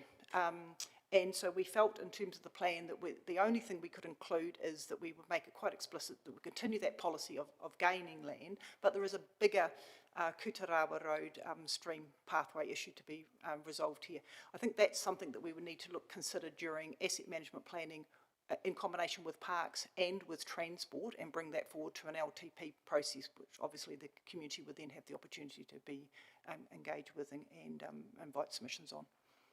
Thank you for that. Question from Councillor Zabellin. Thank you. Thanks, Kathy. I had a question on page 35, which is number 16 in the matters raised table. The matter raised there was naming the chemicals used for maintenance and Don't Drop 1080. I just wanted to ask, in the discussion there, the final sentence is that the submitter can contact on the chemicals used in the reserve, and I just wondered whether we're leaving that to them to be proactive in following it up, or whether or not we can be proactive and get back to them as a submitter and say, here's that information, and also clause 22.1 of the draft general reserve is where that chemical policy would be laid out. Yes, certainly we can get back to the submitter. At the time the report was written, obviously submissions had just closed and we had a very tight window to get this report out.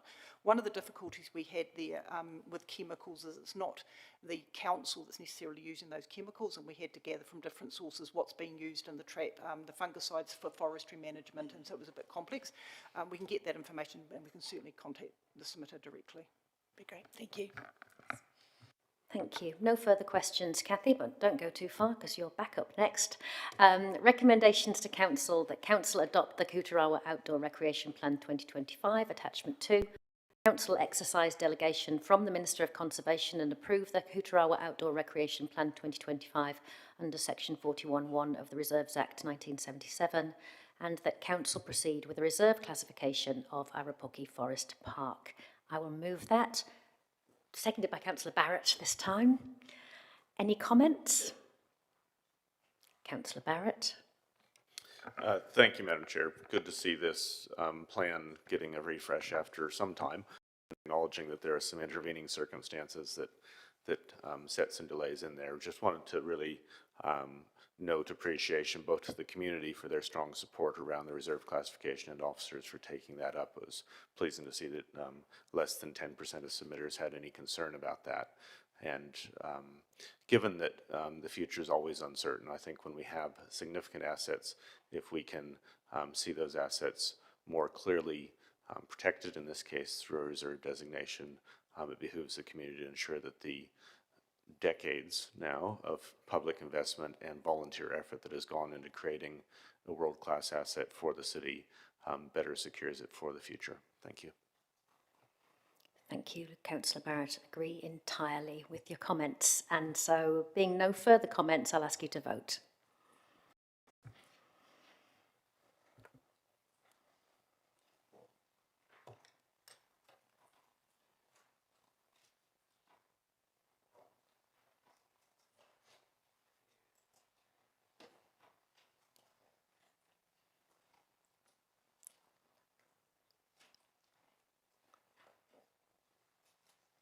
Carried unanimously. Thank you.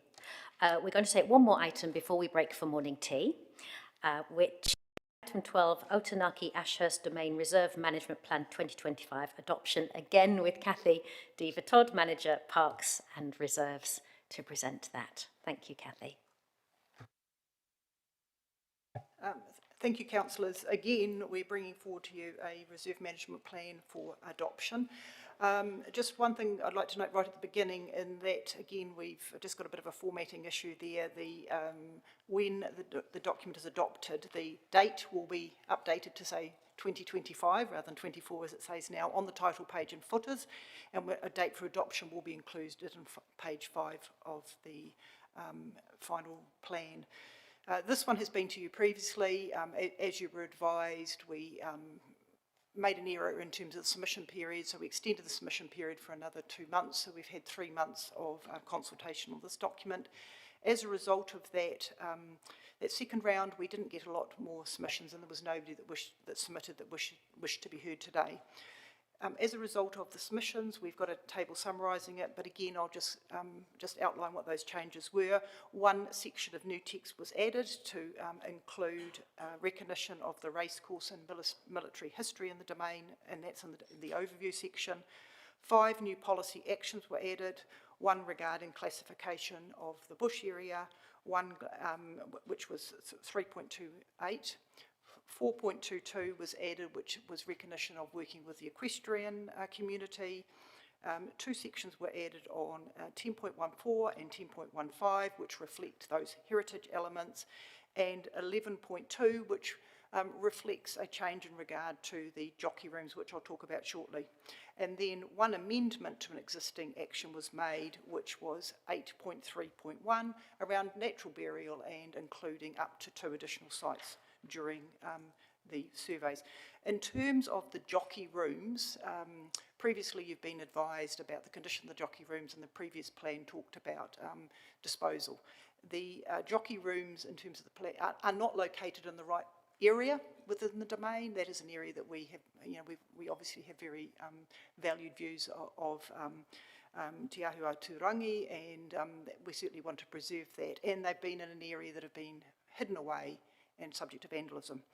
However, there has been a submission on the potential reuse, and we have had other submissions on people who would like to move them off the facility. So 11.2 has been worded to invite the community for proposals for reuse of those jockey rooms with a preference on within the domain, and we would action that to see how we go with that and move forward. I'm happy to take any questions.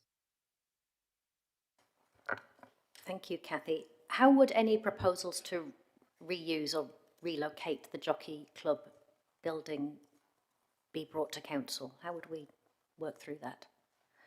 So we would work with the local community and have a registration of interest, but not in a formal tender type way, is to really gauge that interest with our existing networks within the area, and then get something together that says, well, actually this group might have this proposal, but it would need this, this and this, and bring that to council for consideration, so council can be involved in making a decision on whether it wants to go with one of those options, because some of them may involve some funding input, or another option.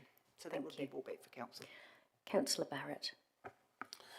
Thank you, Madam Chair. Thanks, Kathy. Just a couple of questions around the natural burial side of things and the policy action 8.3.1. So with opening that back up in terms of site investigations, can you give us some insight in terms of when that action is likely to be pursued? So that action would be pursued, identifying those sites within this current year if we have sufficient professional services budget available, and in next year, assuming that we get the level of funding we currently have, because it would need to be funded out of existing City Reserves professional services. We have had a bit of draw on those funds recently, but that's when it would, hopefully before June. Great, thank you. And will that site investigation be, I guess, what's the scope of that? Is it simply a technical exercise, or does it involve conversations with stakeholders?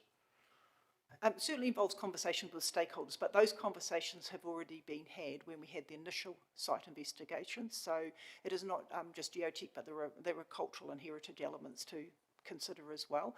And there are reasons that we put forward the site we did. So we will go back to the Manawatu Natural Burial Association and Rangatane and to see if we can agree on what those three potential sites are, and then we'd undertake the geotech surveys. Great, thanks. And in terms of that final decision around then where it might be, is that something that through this policy is then delegated through the officers, or does that come back here for a decision around where that lands? So in terms of the preferred site, that is sitting within the actions, that is one action. The next action within the plan is to invite proposals from the community. So I think what we're really doing is we're saying there are two potential sites, maybe there's one, but this needs to be from a previous resolution of council, a community-driven partnership approach. So we really need to say, okay, well, we've got a site. Have we got a partnership or an approach to develop that into a natural burial area? There's a series of steps that would then have to, obviously because it's a cemetery and we've got the Burial and Cremation Act, this is just the first stage, and the second stage, which is identify the site, community proposals come forward. Then I think there would have to be a decision through an LTP about how that then turns into an action for a cemetery. Thank you. Is it too early then to hazard a guess as to when we might have such a facility available to the community?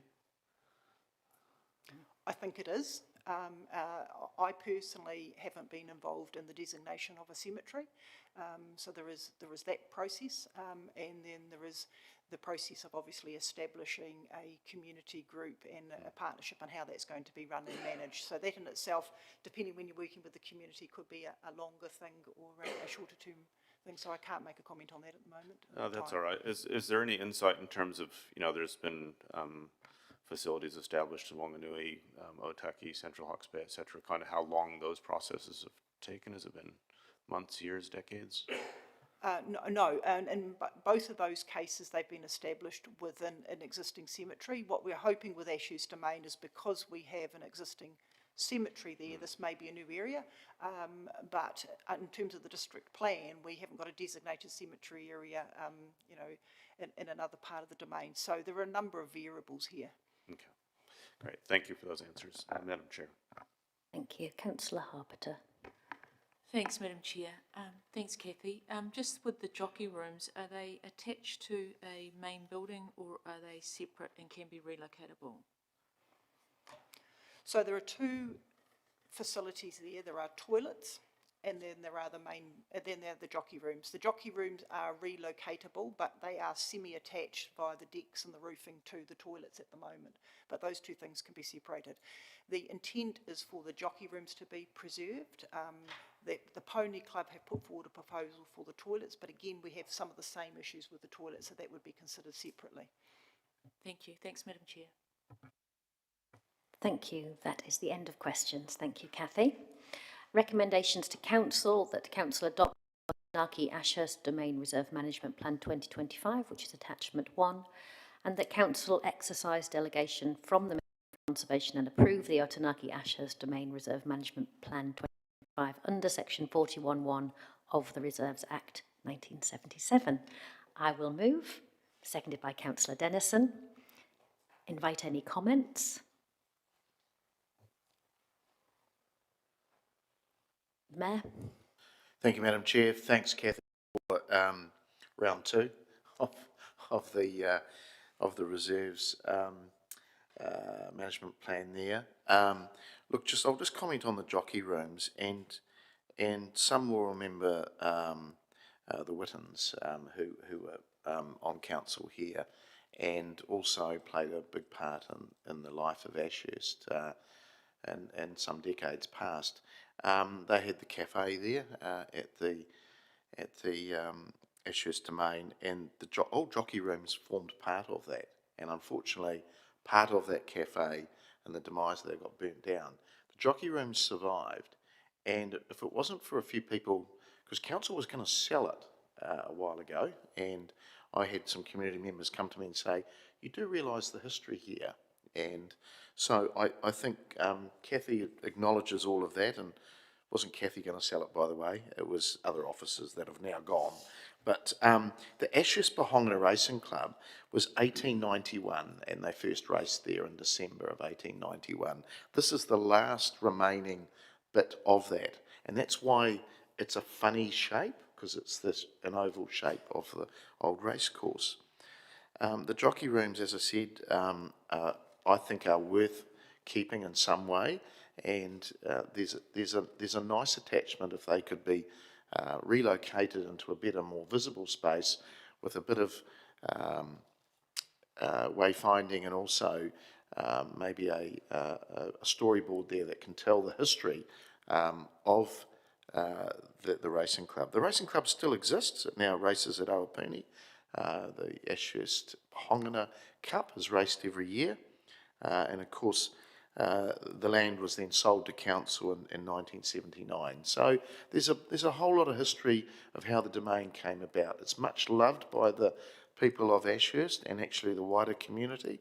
So I think this tiny little bit of history that links it back to some of its recreational uses, I think is worth keeping, and actually a little bit of, not a lot, but a little bit of money to show it off back to perhaps its former glory. I don't know what it could be, but it might be a food vending place or something, or there's plenty of options there. So I'm very much supportive of this, and especially that history part.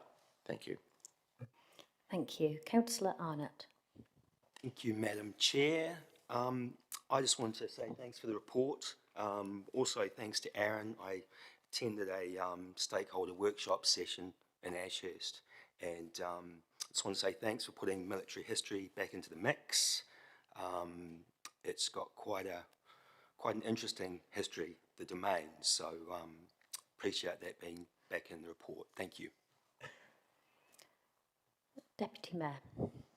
Tēnā koe, Madam Chair, and thank you, Kathy, and the team for your wonderful work. I think this is an example of really good consultation and working with others, in particular, as mentioned on page 54 and 10.1, the consultation of Otangaki and Ashurst Domain Reserve Management Plan 2025 has been thorough, and I think you've evidenced that. I think the level of work with Rangitane has been progressive and future-focused. It's really a really good exemplar of how the process has moved, and I think with Rangitane giving some of the traditional names, the naming of sites, also them wanting to be involved in the guidance of how to use these spaces aligns with best practice from an environmental and Indigenous perspectives. I think the community has responded well, and as the Mayor had mentioned, the domain is well used and well loved. It's treasured. I'm constantly in awe when I go there to see the different spaces and places there. And you've got your green space, you've got your storytelling space, it's a sports ground, you've got the urupa, being the cemeteries there, one that is more ancient and another one which is close by the camping ground, which is more contemporary. And yet all the movement around there seems to flow. So well done. And this is a taonga that people use. It's about strengthening the space and enabling those things to be utilised and continued. So clearly with this plan there are aspirations for the future and they're progressive. So thank you very much to staff. Kia ora. Kia ora. Thank you, Madam Chair. Councillor Barrett. Thank you, Madam Chair. Just wanted to speak in support of this plan as well. I think it's done several things well. One is recognising the biodiversity and natural heritage in that area. It's quite a dynamic and exciting area with two rivers coming together and constantly playing with the borders of that reserve, but there's a lot of valuable nature and biodiversity there that the community does enjoy and that provides habitat. So really pleased to see that prominent in this plan and looking forward. The second thing I'd say is that it really sets it up well in terms of the future in terms of Te Apiti and Tuahaturanga, and looking at getting a active transport link connecting Ashurst through to that wonderful new facility. And I think this reserve management plan sits well with that and will be a positive to build on there, both literally and figuratively. And finally, around the very long journey and acknowledging the community input and advocacy, and noting Jean and others in the room here today, and the extensive work that officers have put in over the years to finally be in a position where we have within a plan a official expectation to continue a process that gets us to having a natural burial facility that is closer to our communities here than what we currently have in Otaki, Whanganui, and Central Hawke's Bay. So that's clearly a number of steps there to go, but it's very pleasing to see that this significant step is being taken today, and wish that grouping well in terms of continuing the journey towards bringing that into us here in the Manawatu. It is quite a gap that we have within the country, and I'm really excited about the future of that project. Thank you, Madam Chair. Thank you, Councillor Barrett. Thank you, Kathy and team, for bringing this back again. Great to see us get to this position. And reading through it, I was reminded of a Māori proverb, ka mua ka muri, I hope I got that right, which is about walking backwards into the future. And I think that is the strength of this reserve management plan, is that it reflects back on the history of that space, which the Mayor and Deputy Mayor have spoken about in terms of its military heritage, its racing heritage, that the original Rangitane settlement of that area, Otanaki, the cemetery in Urupa, and then takes that and reflects it into our aspirations for the future with a focus on biodiversity, on the natural burial site, on the wider use of that space and the connecting development of that part of our region. So I think this is a really exciting development plan, and I'm really pleased that we're going to be able to adopt it today. So I will ask you to vote.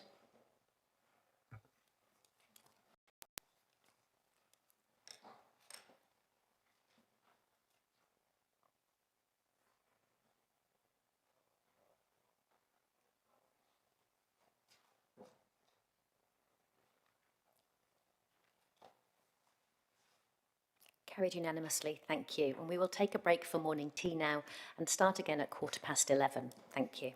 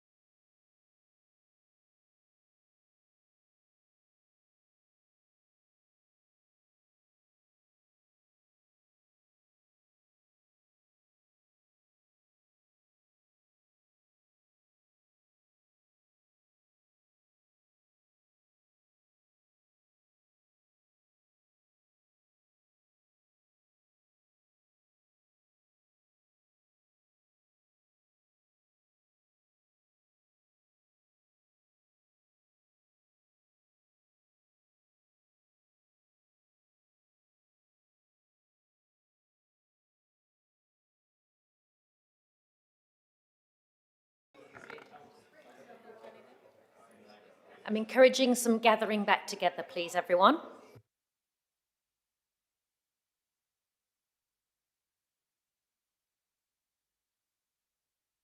Okay, we do have a quorum, so we will look to get underway. Obviously, the business of state is happening out in the Linkspan. So this next section of our agenda, we are turning our attention to our cultural CCOs and associated officer reports.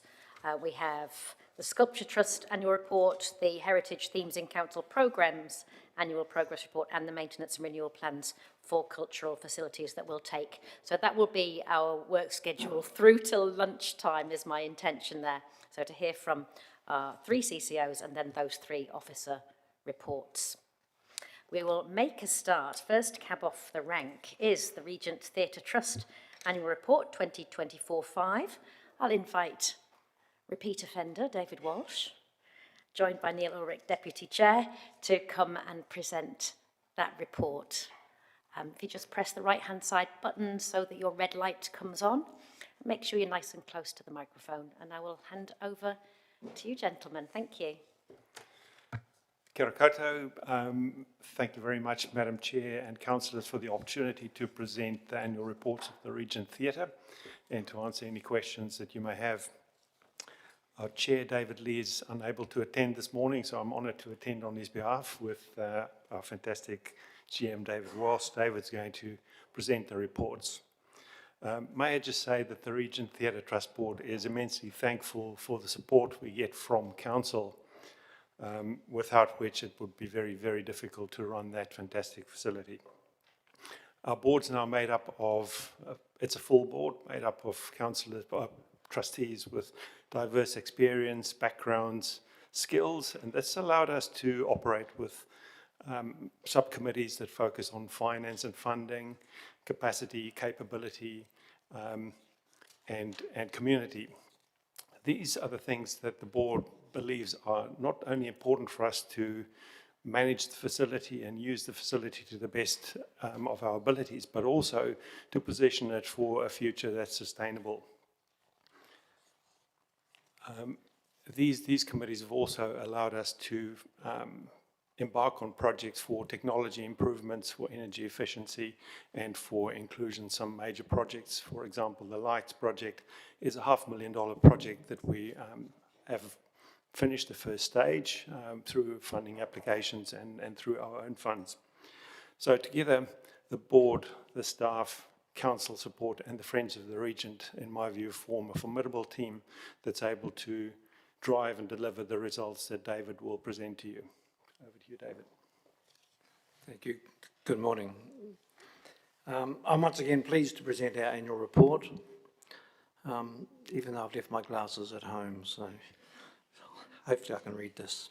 Last year, I concluded my report by expressing confidence that we would continue to rise to any challenges placed before us. I'm delighted to say we have done just that. Over the past 12 months, we achieved growth in both attendance numbers and a variety of events hosted, results that have contributed to another positive year. This progress is particularly pleasing given the ongoing economic uncertainty during this period. For example, after a strong start to the year, we experienced a challenging 4-month period when bookings slowed significantly, resulting in cancellations and lighter schedules. However, momentum returned strongly in the final months of our reporting period, particularly in May and June, with the surge of successful events. Despite these fluctuations, our achievements have been impressive. Attendances exceeded 100,000, representing an increase on the previous year, while auditorium usage reached 198 occasions, also an improvement on last year. These results reflect the resilience of our team, the loyalty of our audiences, and the strength of the events we continue to attract and deliver.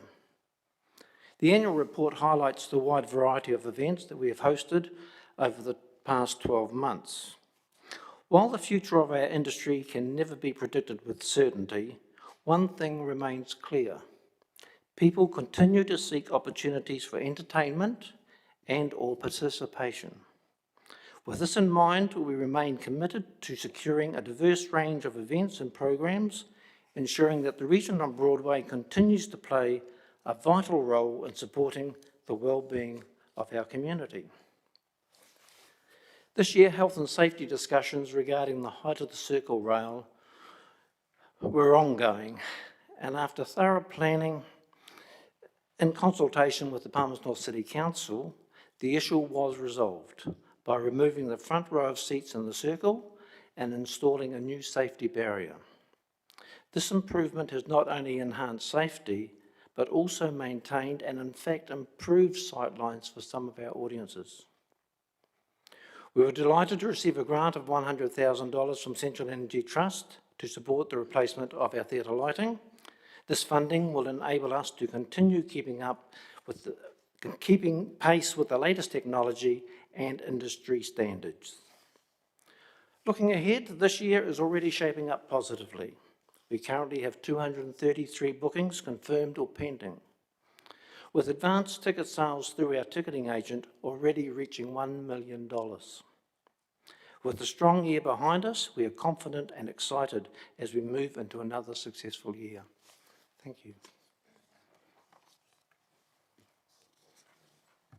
Thank you both for coming in and speaking to your report. We do have some questions, and I'll start with Councillor Wood. Thank you, Madam Chair. Thank you, team, for coming and presenting to us. I just had one question. I had two friends of the region speak to me the other day about the plasterwork in the atrium, and certainly I've noticed, and I'm sure many of us have, about the condition up there. I note in item 17, which is our forward works for the region, that plasterwork doesn't seem to be on the list, and it made me think, given you've posted a better than expected net profit for the year, what your plans were around remediating that problem. Yeah, we're in constant discussion with the council. We had to make sure that the roof was secure and dry, and the plasterwork was completely dried out. Then it's matching the paintwork, which has taken a while. We've got a program in place because we have to remove the seats, we have to install scaffolding to get it done, so it can only be done during a quiet period of time, which is usually January, February, and that's the timeline that we have up our sleeve for next year to get this done. So just to clarify, so the roof is now secure, you don't have continuous... The roof on that side of the building is dry, absolutely, yeah. When you say next year, do you mean January, February this coming year? Next calendar year. Oh, so we can expect... So it's in this financial year. Fabulous. Yeah. Thank you, Madam Chair. Thank you. Just to clarify, in that report that you referred to, maintenance and renewal plans, interior painting of the atrium is down under maintenance, and I think that is what is referred to. Thank you. Councillor Dennison. Thank you, Madam Chair. Just through this latest period, I've made aware that the Regent Theatre, while it covers for disability access for somebody that's attending the Regent, there's some limitations, I understand, if they were to be on stage or to be a performer. Is there access issues that are limited for somebody in a wheelchair to get to the stage or get round behind as a performer? Or from that side of the... From the auditorium onto the stage is difficult because the stage lift at the moment is under repairs, and reports have gone through to council, and we're in the process of getting the correct, I know it's going to cost a lot of money, but just getting correct to make sure all the servicing issues were done correctly and it fits to the standards. Getting a performer on stage in a chair is no issue at all. Like all performers, they come through the back doorway, it goes straight onto the stage level, so there's no issues there. So just understanding, were you doing some review on how they could access from the auditorium up to the stage? Yes, we are. Okay. Yep. Thank you. Thank you, Madam Chair. Thank you. There was a comment in the officer's report about your closing cash. They're suggesting you might want to put it in a bank account somewhere. Why are you carrying so much closing cash? We have actually, at the last meeting, resolved to put some money into a investment account. Excellent news. I'm sure officers will be delighted to hear that. David, you talked about removing that circle row of seats for safety. How much has that reduced your seating capacity by? 31 seats.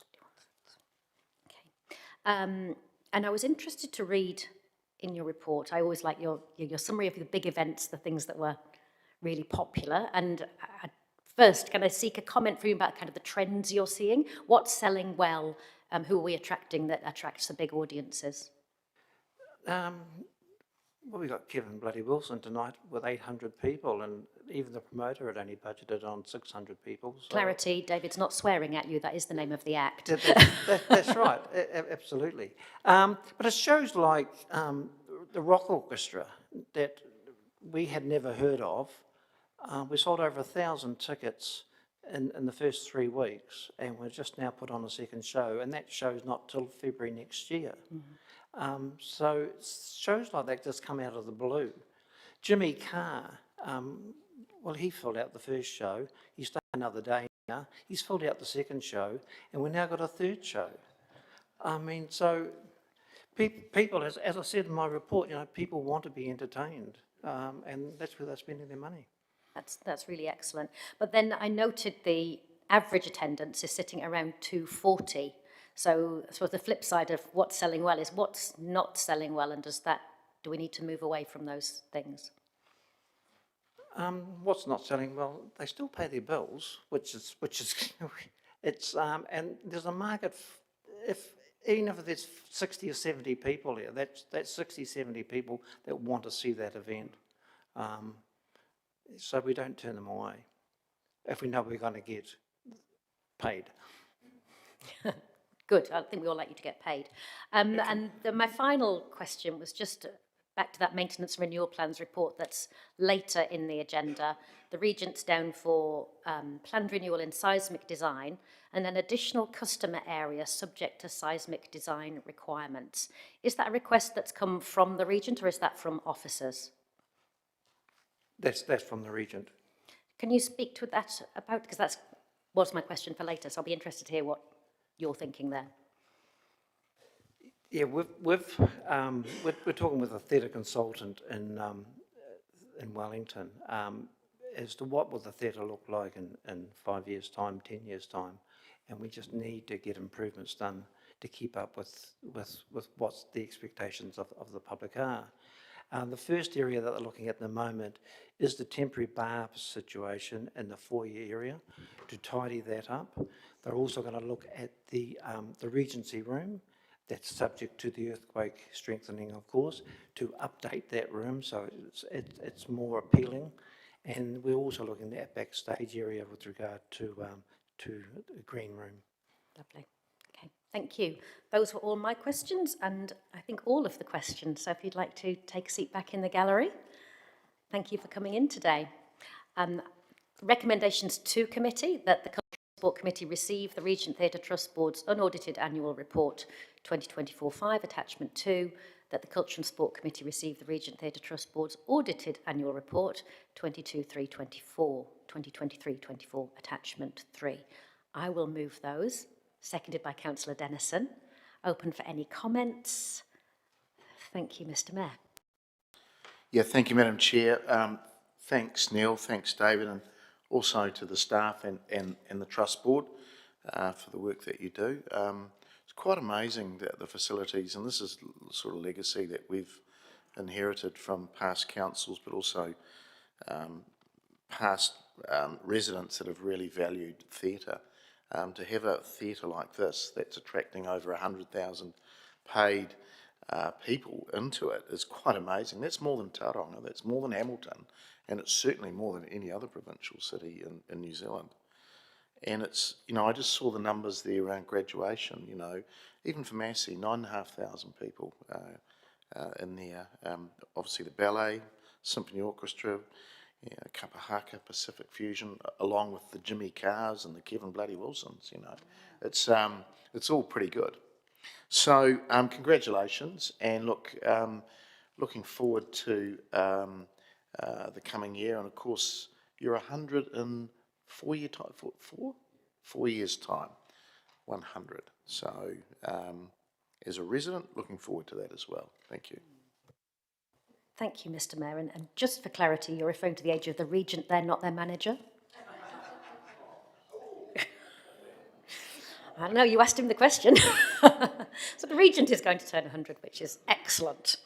Thank you to the regent. And I always go back to that purpose of the Regent Theatre Trust Board, which is about securing the future of the Regent Theatre, for future generations. And the Regent brings me huge joy across the board. It's great to see those international acts coming through, and I think we have seen that increase, particularly in the international comedy acts coming through, and well done for securing those. But I think what's incredibly important to our community is when they see themselves on the Regent stage. It's such a beautiful theatre. I think the mayor's not just right about the comparison on numbers with other places, but actually the scale of that theatre, the beauty of it as a building is something that is very special for Palmerston North. And I think our community really feels that when they have the opportunity to be on that stage and look out into that beautiful auditorium. That's quite a different perspective on things. And I'm always glad when school children and our local performing arts get that opportunity to really see the value of that facility in a different way. So thank you, David, to you and your team, and to the Friends of the Regent, the volunteers that prop all of this up. Thank you, David, for coming in, Neil, for coming in to speak to the Trust Board's responsibilities there, and thanks to the Trust Board team as well. I will ask you to vote to receive those reports.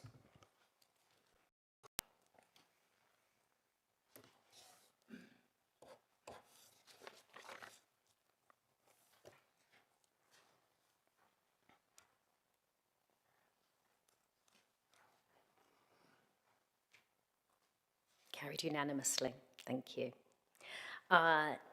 Next item is the Globe Theatre Trust Annual Report 2024-2025, which will be presented by Jerry Keating, Manager of the Globe.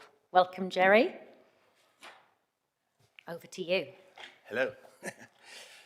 Good morning, Madam Chair, Mayor and City Councillors. It is my pleasure to present the Globe Theatre's Trust Board Draft Annual Report for July 1st, 24 to June 30th, 25. First up, I would like to offer apologies from our Chair, John Adams, who unfortunately is unable to attend this morning. As reported in our 6-month report in December 24, we find ourselves in unsettling times due to the uncertain economic climate in the country. However, we won't let that distract us from another good year at the Globe Theatre.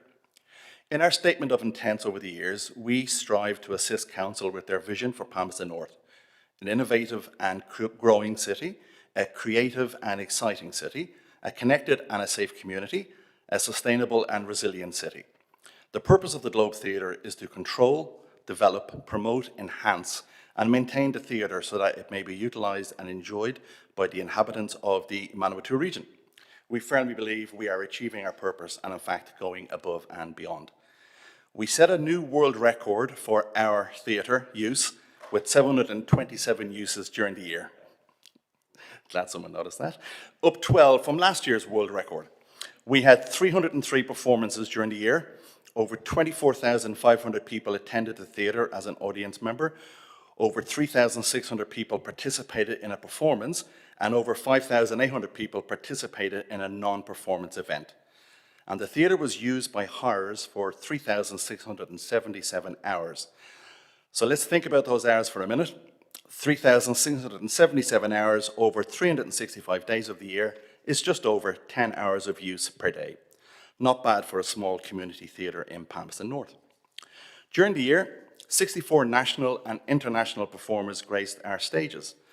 Irish comedian Ed Byrne, Irish singer-songwriter Susan O'Neill, that's the only two Irish, I promise. Project Malabaricus from India, US guitarist Carl Verheyen from Supertramp, and of course many New Zealand icons such as King Kapisi, Shay Fu, Spanky Jackson, Mel Parsons, Michael Houston, Avalanche City and Mark Wright. The theatre continued to play host to a number of festivals, including the Manawatu International Jazz Festival, the New Zealand Blues Roots and Groove Festival, Palmy Drag Fest, Palmy Comedy Fest, and a new one for 2025 was the Burlesque Kiwi Festival, which will now become a biennial event at the theatre. They are already booked in for 2027. Music, theatre and comedy continue to lead the way as the types of performances at the theatre, with film and conferences not too far behind. As was reported in the Council Officer's report, we didn't hit the mark with all of our performance measures. We were slightly down on the number of participants involved in a performance, and we didn't have as many collaborated performances as we expected. But we are extremely proud of the 89% theatre use from community groups. We are also proud of the approval ratings we received from our hirers. 94% rated their experience of hiring the theatre as excellent. The other 6% said good. And 97% said it was very likely they would recommend the theatre as a venue for hire. These figures continue the hard work the theatre has put in over the years to make the theatre a welcoming and enjoyable space.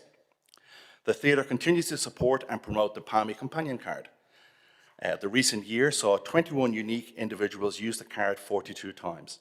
It was interesting to hear from our chair, John, who mentioned that at one of the recent shows he attended with his wife, they sat beside a mother and daughter who used the companion card, and the mother couldn't speak highly enough about it and how it has enabled her daughter, who loves music, to attend so many shows. They attended 11 shows during the year. 24-25 was a good year for external funding. Pub Charity and the Line Foundation provided $20,000 between them for conference tables and chairs, and the Central Energy Trust provided $105,000 for sound and lighting upgrades and CCTV. The theatre also started investigating the installation of solar panels. We are currently in discussion with a number of suppliers installers as to the best system available for our needs. I would like to take this opportunity to thank David Watson, the PNCC Senior Climate Change and Sustainability Advisor, for his assistance with this project. The theatre has also engaged with the PNCC marketing team to create a marketing plan, and we expect to launch that plan very shortly. We're just waiting for our new website to launch. Our thanks, as always, to PNCC for their continuing support. I know we say this every year, but it is important to acknowledge Gillian Tasker, Sarah Claridge, and Bailey Woodman. I would also like to acknowledge Chief Executive Wade and Danelle, who touched base with us on a number of occasions throughout the year. We are very excited about the year ahead, and we have some amazing performers booked in. All going well, our new marketing plan will help us reach those people out there who, for one reason or another, don't know about the Globe Theatre. We know how great we are, you know how great we are, we just need more people to know that too. Thank you. Thank you, Jerry. We also know how modest you are, so thanks for holding that back a little bit. I will open for any questions that anyone has. Councillor Naylor. Thanks, Madam Chair. My question is actually for the officer, if it's the officer's part of the report, if that's all right. Sarah, are you able to go around and join Jerry? Just the financial information in the... I just want to give her a moment to get there so she can hear the question properly. Apologies.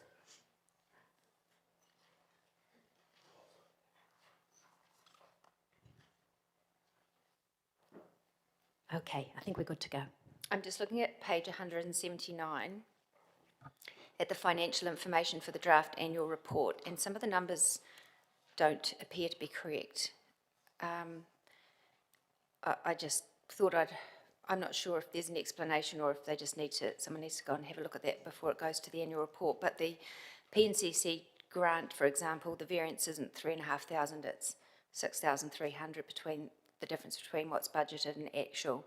And there's a few other, the variation numbers don't add up to 13,500. There's obviously a few errors in there. I'm just not quite sure what's correct.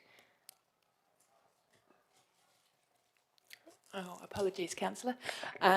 Those are obviously errors on my part, so I'll just can correct them for you. I can update them and send them to you after the meeting. That's lovely, thank you. Thank you, Sarah. Anything further, Councillor? No? Okay. Any further questions?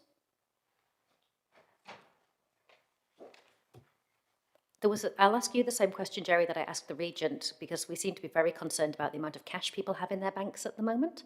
And it was a suggestion in the officer's report that you could do something with it rather than keeping it in the bank. Did you want to comment on that? Yeah, look, no, we do, the board has taken note of that. Obviously, with COVID, it was, you know, recommended to us that we have at least 6 months kind of working capital available should anything happen. We do have a couple of projects that we are trying to get external funding for, but there are a couple that if we don't get it, we'll just plough ahead ourselves. And then there is also the option of just putting into a term deposit. Lovely, thank you. So it is, yes, the board is aware. I did note in the report that the officer's report talked about the upgrade to the Globe foyer not going ahead because external funding was not achieved. Is that what you've got in mind to spend your money on if you need to? We've got a lot of projects in mind, but yeah, I mean, the current cost of that upgrade was about 180,000. It was quite a big upgrade, and rather than coming to council, we're going to try and obviously do it ourselves. So we got knocked back, and then we just had other things that just came forward. So it's always there. Okay, lovely. Thank you. That's the end of questions. Thanks, Jerry. I'll move the committee receive the Globe Theatre Trust Board's unaudited annual report 2024-25 attachment 2, by Councillor Hancock. Thank you. Open for any comments. Over to you, Mr. Mayor. I better be fair. Thank you, Madam Chair. To my favourite Irishman, thank you, Jerry, and to the board for what you do. I always find it, it's a different experience to the region, but it's a smaller, more community orientated, but it's a very welcoming experience that you get. So I just want to acknowledge what the board does too. I often see them either dishing out ice creams or pouring a wine or whatever they do in the background there. So it is a very hands-on type organisation. It's sometimes a bit of a barometer of what is happening out there in the community as well. So I think although you've sailed through those wins pretty well, it is still an indicator that we're still to come out of some of those economic headwinds, because this is discretionary spend around the theatre, even though it is community theatre. But good on you, keep going with the good work, and go the All Blacks. Oh dear. Thank you, Jerry, representing the Globe. Thanks to you, your wider team of volunteers and the board. It always makes me really pleased when I follow on your social media and I see that sold out sign go up, and I seem to see that more and more often these days, and I love your whole Fill the Globe kind of approach to that. Anecdotally, I was talking to a couple of ladies, I think who are members of 6 to 60, older ladies, who enjoy that, and they feel, what they said to me is they really feel part of the Globe community as a result of attending that regularly. And as a result, when they're gathering after 6 to 60, they often talk to Jerry, and he tells them about other things that are going on at the Globe. So I was quite surprised when the next time I saw them was at Burlesque Kiwi, which just goes to show that people find a sense of community, but also that it's a trusted space for people and makes them willing to try all kinds of variety in the things that the Globe puts on the stage. So thank you for the work that you do and the diversity of performances that you're bringing to our community. I will invite you all now to vote.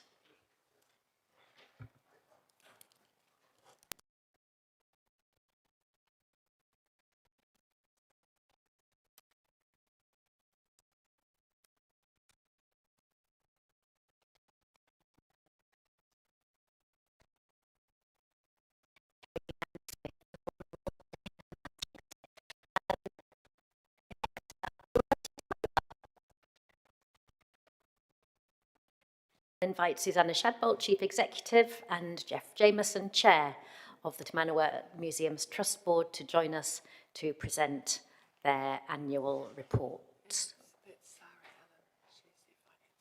And Sarah Allen, Finance Officer. Thank you, Sarah. Right, kia ora koutou. I'm Jeff Jameson. I'm interim chair of the Te Manawa Museums Trust Board, and I'd like to firstly pay tribute to our chair earlier in the 2024-25 year, Adrian Van Dyke, who had to resign and is now in Christchurch heading health and safety for the South Island. I think Susanna needs no introduction to you. Sarah may be unfamiliar to some of you, but she's our finance wizard. And yeah, I guess in 2024-2025, in addition to business as usual, and the report highlights the enormous number of very high-profile exhibitions that were held, the revitalisation of Sunlight, but in the background, the major event in 2024-2025 was preparing for the Science Centre project, and that's really our focus for 2025-2026. And we certainly, on behalf of the board, we have, for 2024-2025, we have a very skilled and diverse board helping back up the plans of Susanna and her team at Manama. And we look forward to the day when, in addition to the art gallery, we have iconic building facilities for the museum and the Science Centre as part of the cultural precinct. So I'll turn over to Susanna to speak to the report. Thanks very much. Thank you, Jeff. Tēnā koutou katoa.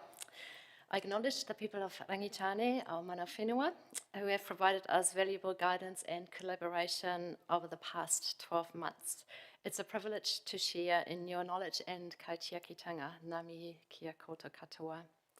I want to thank Palmerston North City Council for the continued support of Te Manawa and its important mission. Your engagement with our work and your holding us accountable to strategic goals and a return on investment. I'm pleased to present to you today the unaudited 12-month report for the Te Manawa Museums Trust. Looking at our strategic goals, I am pleased to report that for the first time in a decade, we have achieved every one of them. Some admittedly by margins a little higher than we'd like, but the key is that we did it. With your support, with the support of our partners and collaborators, and with the enormous enthusiasm and goodwill of our community. I want to thank members of the Trust Board for their guidance and acknowledge the hard work and dedication of Te Manawa staff. Their enthusiasm and passion for the work of the museum is a constant inspiration, especially given the particular challenge of these unprecedented and uncertain times. It's an honour to work with such a talented team of people. Our visitor numbers, our third-party revenue and our online engagement came through. Additionally, our performance measures were met. These serve to highlight the successful collaborations, learning and access to our collections that underpin our vital role as custodians of storytelling, identity, knowledge and community well-being. Through the strategic goals agreed to between our Trust and the City Council, our annual statement of intent makes tangible the value of museums and galleries. We are confident that Council understands this. In fact, we are very grateful to be able to work so closely with you to ensure it. We are in the midst of an election, and all arts and cultural institutions take a deep breath when we hear rhetoric calling for scrutiny over what they see as nice-to-haves, because the arts and culture is traditionally seen as an easy target. The 2025 government budget included significant funding cuts to Manatū Taonga Ministry for Culture and Heritage, affecting the sector's ability to maintain services. As a result, the Ministry for Culture and Heritage is proposing cuts to its workforce, which could reduce access to and preservation of Aotearoa's history. Museums and galleries do matter. Each year together, we educate more than 960,000 children and teenagers, and we bring 272 million in GDP. Some are at risk of closing, others rely on volunteer workers just to keep the lights on. Just last week, it was sad to see that Auckland Museum has proposed cutting up to 30 jobs to help keep their lights on. We had to make our own tough decisions this year. We've reorganised, we've had a hard look at our offerings, and we've had robust discussions around admissions. This is all ongoing, and it's designed to ensure that the value of your investment is protected for the benefit of a community that includes individuals and groups for whom our role is essential, not just nice to have. There was discussion in this chamber recently about whether our targets were ambitious enough. Was our statement of intent playing it too safe? We don't think so. But it was grounded in a reality that has changed. People don't go out as much. Resources are stretched, our bills are getting bigger, and the funds are getting smaller. Our targets must reflect our new challenges, and we believe that they do. But I can assure our elected members and our community that we have not lost our ambition. Our aspirations for a bold new science centre are proof enough that we want and need to see big, meaningful and tangible changes to keep our community and our potential partners energised and engaged with us. The truth is that we are infrastructure too. Te Manawa is an integral part of the social infrastructure of our city, contributing to the Arts and Heritage Plan through providing opportunities for our communities to attend, help create and take part in a wide variety of experiences that engage people in art, science and heritage. Being a creative city that nurtures and celebrates the arts, celebrating the city's history and diversity, and building on the strength of being a city of many cultures and languages. Collaborating with Rangitane o Manawatu to protect, expand and enhance the kaitiakitanga of Taonga through preservation of and access to objects, stories and mātauranga Māori. Promoting awareness, deeper understanding and celebration of the city's heritage and how it shapes our shared identity and sense of selves. Collaborating with our community to showcase and make our diverse city heritage more visible and understood. Diversity, understanding, creativity and a sense of identity aren't just nice to haves, they are essential. They are the roads that connect us, the pipes that feed us and the lines that empower us. We draw people to the city and into the city. We help make Palmy livable. What's nice to have is the ability to show you we've done exactly what we set out to do. What's essential is that we continue to do so. Ngā mihi kia koutou katoa. And we've got a short video too.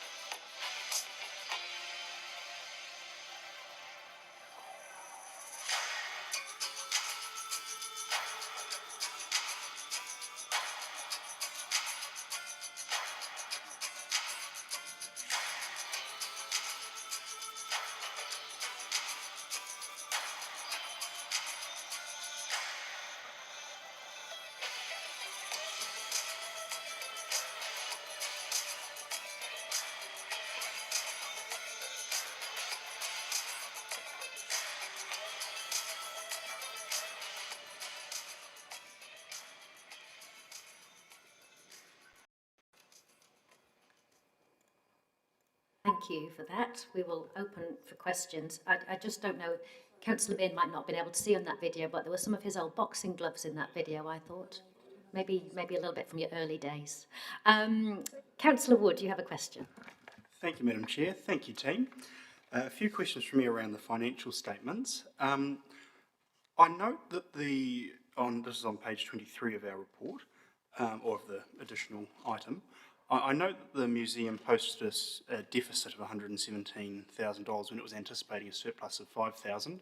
Are the management concerned about the financial performance of the museum?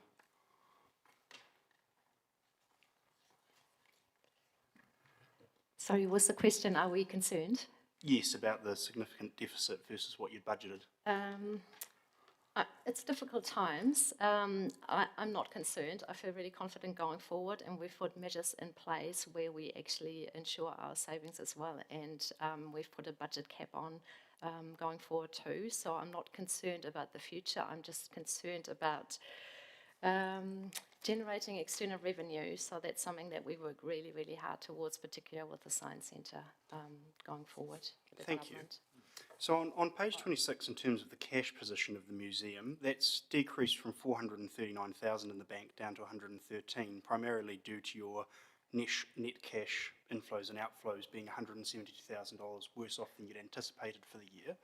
Does the board have a plan? I mean, if we were to repeat that result again this year, the museum would be in a cash deficit. Does the board have a plan to ensure that we don't end up in that position next year and repeat what's happened this year? The decrease in cash is primarily due to the increased spending for the Science Centre development project. So you will continue to see probably a decrease, but we have very strict measures in place to make sure that the decreases are still achievable. All right, well, I see a large reason for the decrease is also that receipts from other revenues considerably lower than you anticipated. Could you talk us through a little bit about what's driving that? Is that purely just the external funding environment, or what's? Yeah, that is purely because the opportunities for external funding is a lot more limited than it used to be. Thank you. So in terms of the growth and expenditure for the museum, I note there's been an 18% increase in employee expenses, and actually when you look into note 5, it's a 20% increase in salaries and wages of $500,000. Has that been driven by an increase in staffing numbers or an increase in pay to existing staff? Te Manawa shifted to the strategic pay salary approach, so our salaries increased as a result of that change. They should now kind of stabilise and only increase in line with inflation and whatnot. And I'd like to just add to that.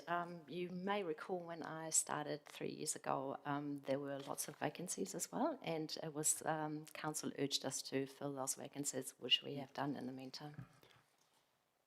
Apologies if I'm wrong, I thought that strategic pay increase happened a few budgets ago, but are you telling me that's only just been scaled in this budget? Yeah, it happened just over a year ago for us. It was earlier for PNCC. Okay. So in terms of your strategies to manage your costs, like you mentioned in your earlier answer, can you just give council an idea of what they look like so that we can be confident going forward that the museum's in a good financial position? We now have what we've termed as spending caps in place for every single cost centre. We are quite strict in how we approach that and making sure everybody is under their spending cap for the month and the year as a whole. We have also started actively managing our reserves and term deposits, so every single month we put aside funds into our reserves, specifically so that we have the funds available in the future for these larger scale projects like the Science Centre. And I think just on the whole, our expenses have come down quite considerably since our new finance system came in place and we got greater visibility of spending. And that will come through in the next year's annual report. So what you're telling me is I can be confident that though there's been a significant drop in cash in the bank this year, we're not going to see that again next year? There may be a decrease in cash in the bank because of the Science Centre, but it is purposeful. Thank you, Madam Chair. Councillor Dennison. Oops. Thank you, Madam Chair. Just, I've got 3 inquiries. One is on the page 21 of our order paper. Prior to the summary, you've made quite a paragraph about COVID-19, and I just wanted to understand the concern of that with the nation essentially living with the impacts of COVID-19, and I didn't see that necessarily being so prominent, but you've made quite a point about that. Is that still an impact for your staff? It does have an impact for staff, so we've had a lot of sicknesses, particularly over the last few months as well, and people being away with COVID. Okay, thank you. And also the flu, I might add. We're much more cautious about having sick people on site. So I think COVID-19 has sensitised us that if people are unwell, they stay away rather than sort of being on site and spreading bugs. Okay. Just in regards to the following page on the Peter Bush collection, I just wanted to query the difference between the number that had been digitised, 8,300, and yet 2,000 images are made to the public. Can I understand, is there a difference of why we don't make all the digitised collection available to the public? Yes, I think I might bring our lead collections manager along next time to talk through this, because I'm probably not that great at relaying this, but they do all research. There's a lot of scanning going on, and then it goes through a process where we actually have them ready to be available for the public, so available online, where we have much better information, where we have high resolution images available that the public can search as well.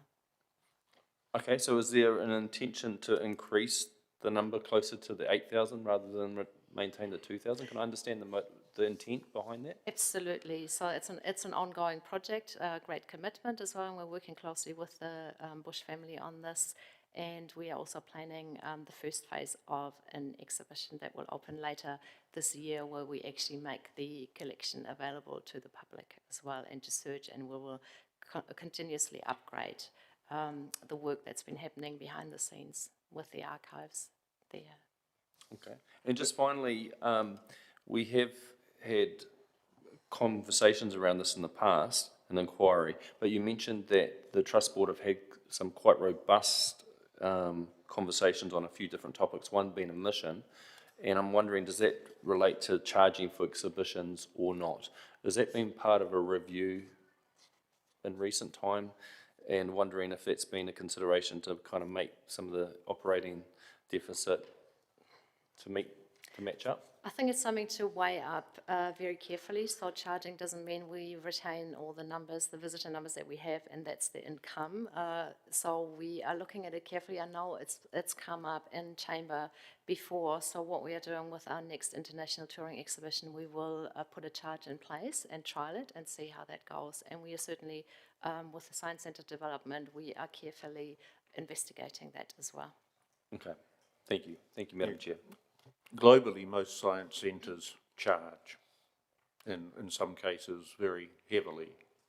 So we are mindful of maintaining community involvement. At the same time, science exhibitions do cost, but if we create them here, we can send them out elsewhere, and we actually make money. For example, sunlight. Thank you. Thank you. Councillor Naylor. Thank you. My question is related to Performance Measure 3, and it's the item on page 20, working with PNCC and external funders towards a new purpose-built, energy-efficient and sustainable Te Manawa complex. And the comment there is discussions continue.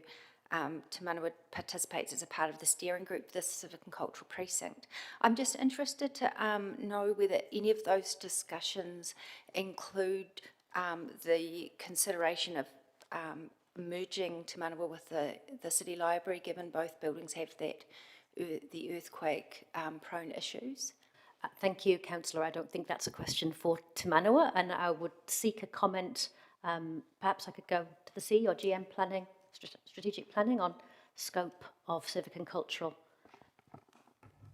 Yeah, through you, Madam Chair. It's probably too early to comment. I think the council received an update from Glenn Bundy, property manager, last week regarding the work that's initiated regarding the consultants that have been brought in to assist with looking for partnerships. So it's too early to answer that question.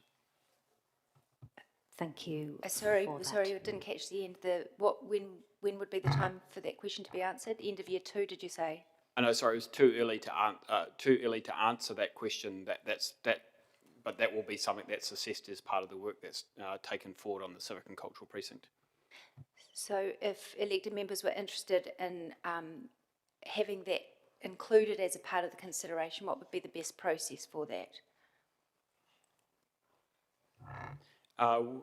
Obviously, as that project advances, there'll be reporting through this chamber, and that'll be the best place for that to occur. There will also be, as Mr. Bunny explained last week, there'll be opportunities for council to participate in workshops and briefings as that project advances. Okay, thank you. Thank you, Councillor. Mayor. Thank you, Madam Chair. Thanks, Jeff, Susanna and Sarah. Is it Sarah? Yeah, thank you, Sarah. Look, a couple of questions following on a little bit from Councillor Dennison. Just around, obviously with the new council coming to, thinking about the charging of some exhibitions, I say the word some, as your colleagues do around New Zealand. Your thoughts around that? I was interested in seeing Auckland, where they say to the ratepayers of Auckland, this Auckland Museum is free. To other districts or other cities, a koha, please, and they suggest a figure, and internationals are charged. Have you thought about that, Jeff, as a board? Yes, at this stage we're still exploring options, but that's certainly one, which is to keep it as cheap as possible for the community and ideally free, but sort of charge for ones that bring in people from outside the district. Yeah. But it depends what you define the district, because we don't enjoy, probably for this room only, huge support from the Manawatu District Council, for example. Should we charge people that live just outside Palmerston North, given the level of support we get from Palmerston North is out of all proportion, if you like, to the visitors that we get from elsewhere. So, okay. Well, as yeah, long as this is quite a challenging space. Yep. Yep. Yeah, it is and it isn't, but yep, that's good that you're thinking about it. Around shared services, and probably more to you, Susanna, and perhaps this is helping you take away perhaps some costs. Have you thought about shared services as other CCOs do with us around using our officer teams around finance, HR, marketing, external funding? Have those sort of things been explored? External funding? Yes, we have, and we certainly are really, really grateful for the support of the officers and work very closely with them, some more than others, of course, and we are continuously exploring this, and it has been brought to us that we should work much more closely with, or can in future, much more closely with council officers too, and we are very grateful for that and very keen to explore this further. All right, so you are exploring it further? Yes, absolutely. And we are already working closely with some officers and departments more than others, but very keen to explore that further. Okay, Thank great. And my final question, Madam Chair, just around the Science Centre, and I realise it's a big project, and I'm absolutely fully behind you in that, because I do think it's a point of difference for you. Do you feel that the project is that big that it should be driven by perhaps a separate project group rather than the entity itself? In the same way the Tamanua refurbishment about 20 plus years ago was done, it wasn't carried out by the entity itself, it was carried out by representatives from the entity, but it didn't harm its business as usual. We have a lot of external people working with us, so it's a team made up of internal staff, a lot of externals, and also Rangitane o Manawatu Settlement Trust, Cultural Trust members are on our group as well. So we have a steering group and we have council representation on that as well. So there's a council officers and some board members, that's the project steering group. And then we have a project team, a core project team going forward, and we will consult with others as well, but certainly work very closely with council on this. And it's only just started as well. Okay. The project team only met like 2 weeks ago for the first time. So they'll obviously come and talk to us at some stage? Absolutely, absolutely, yeah. Okay, all right, okay. Didn't know that, but anyway, that's good. Thank you. I had a question about external funding, and you've talked in your comments, Susanna, about how that's a difficult environment, but you met your target for this year, and I noted in your report you talked about in-kind sponsorship as well. So I just wondered if you could give us, well done on meeting this year's target. What does next year look like for the external funding environment?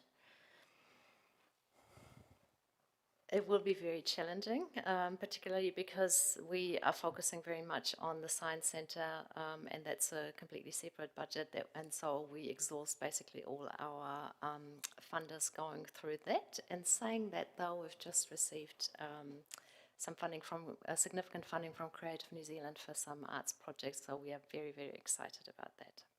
That's very good news. Thank you. That has exhausted the questions, so thank you for coming in today. If you'd like to take a seat in the gallery. Thank you very much for listening to us, and your support is really, really appreciated. Thank you very much. Thank you.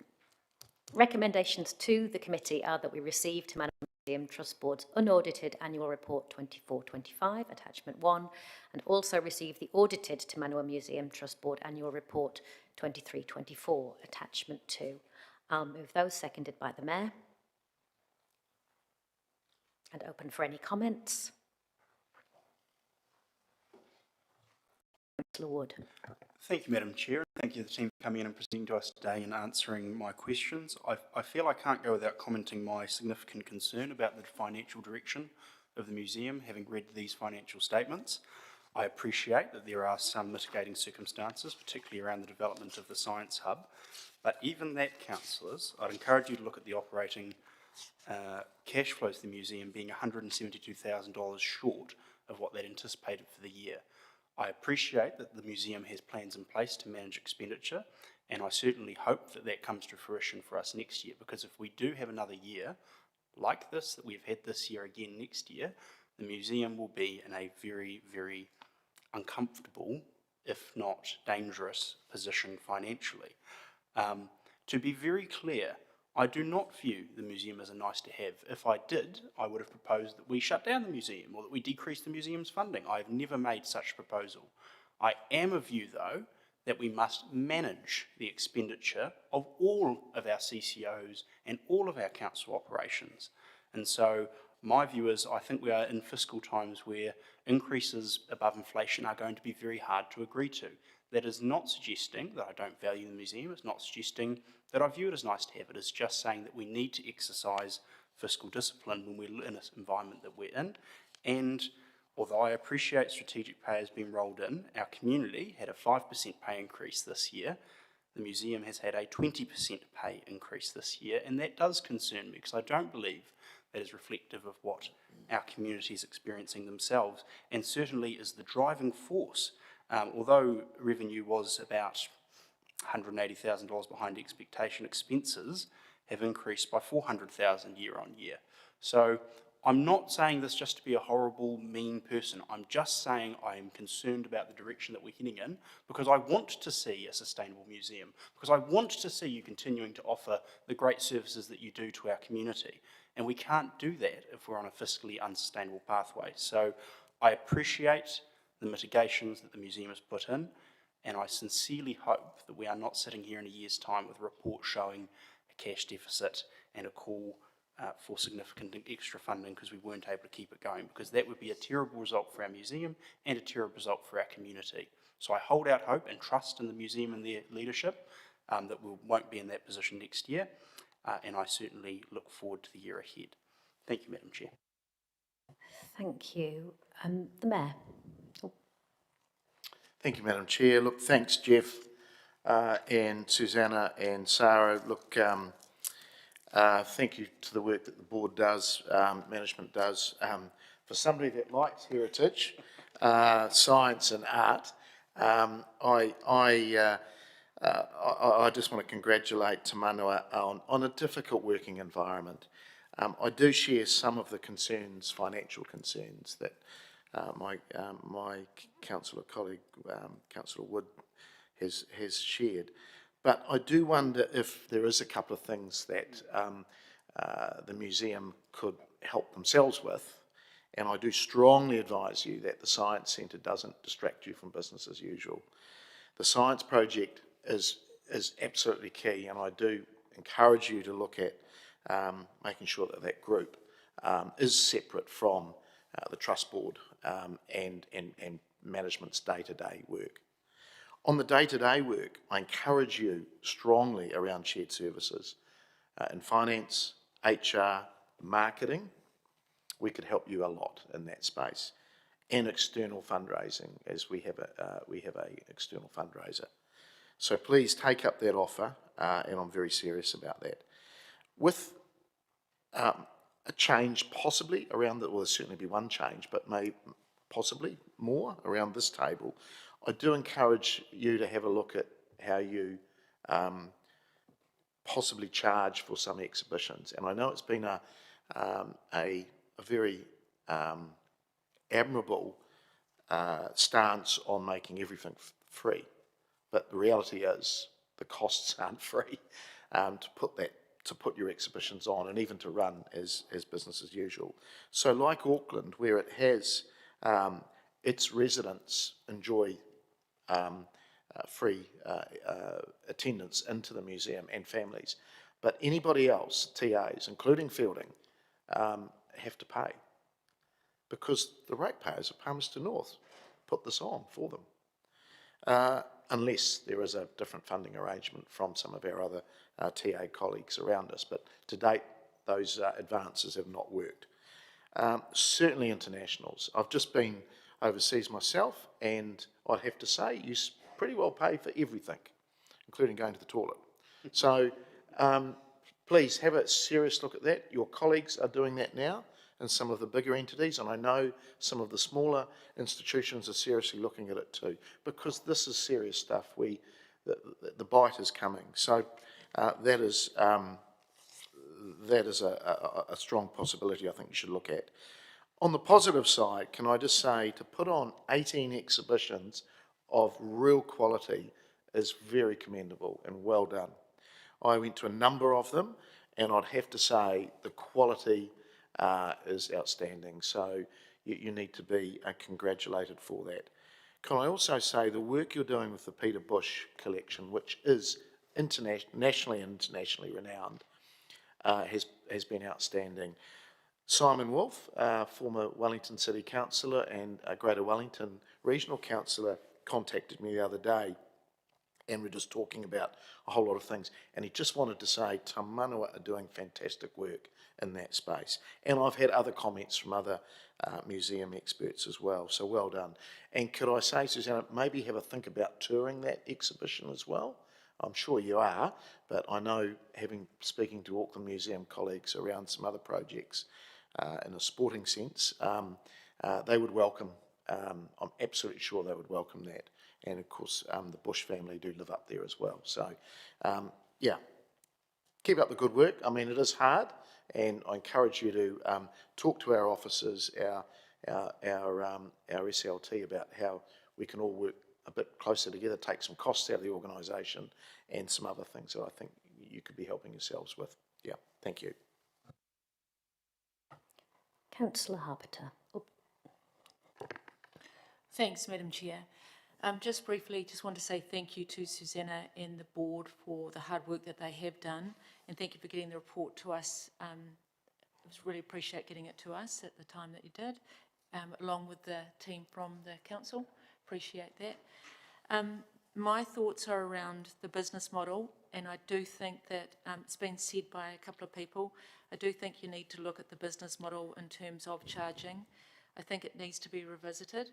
I hate having my back to you, but I do think that you need to look at for the exhibitions particularly, charging for the exhibitions. It's been great having the Tamanua free for everybody, but I do think now is the time to start looking at what we have to charge for certain exhibitions, so that you can actually start getting some good revenue in to start paying for what we have in front of us. So you have to look at that business model. It has to start making money so that you can actually start turning it around for Tamanua. So good work on what you've done to date, and thank you very much for the report you put in front of us to date. Well done.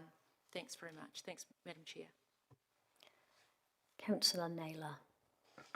Thank you. Yeah, also want to echo those congratulations in terms of the achievements in meeting those targets. And in particular, I noticed the progress in the sustainable behaviours, particularly, reducing paper, prioritising the reuse of materials and reducing carbon emissions. That's all really good. I also do want to agree with the previous three speakers in terms of being really mindful of finding a sustainable pathway forward, given the community is, struggling with some of the level of increase that they are facing. So I also agree with the Mayor and Councillor Hapeta that, charging for some exhibitions, I think does make a lot of sense. We've seen costs go up, but we haven't seen, across many organisations, but haven't seen the revenue go up at the same sort of percentage or level. And in particular, just in the future focused aspect of looking at what Te Manawa Complex may look like in the future. I understand that is a part of the civic and cultural precinct work and look forward to following up from that, because I do think we need to look at what's going to be, there's good models around the country where the museums are merged with the libraries, and I'd certainly like to see that considered as a part of that work. So happy to follow that up in the future where the opportunity arises. Thank you all. No further comments on my waiting list, so I'll just add my comments to that. I'm, as we all are, very cognizant of the difficult environment that our CCOs in general, and maybe Te Manawa in particular, are working in. Across the board, revenue is down and expenses are up. That's the same for all organisations, including council, all families. That's a difficult environment that we're working in, and I'm encouraged that the board is willing to look at options around that.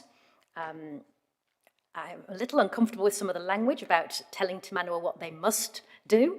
The control that we exercise over Te Manawa is in our appointment to their board. The decisions about what Te Manawa must do are for their board. So I'm encouraged that they're having those conversations. I look forward to hearing back from you, and I know that you hold in high regard the responsibility that you have in receiving public funds to give access to the public who fund you to the taonga that you hold on our behalf, the stories that you tell.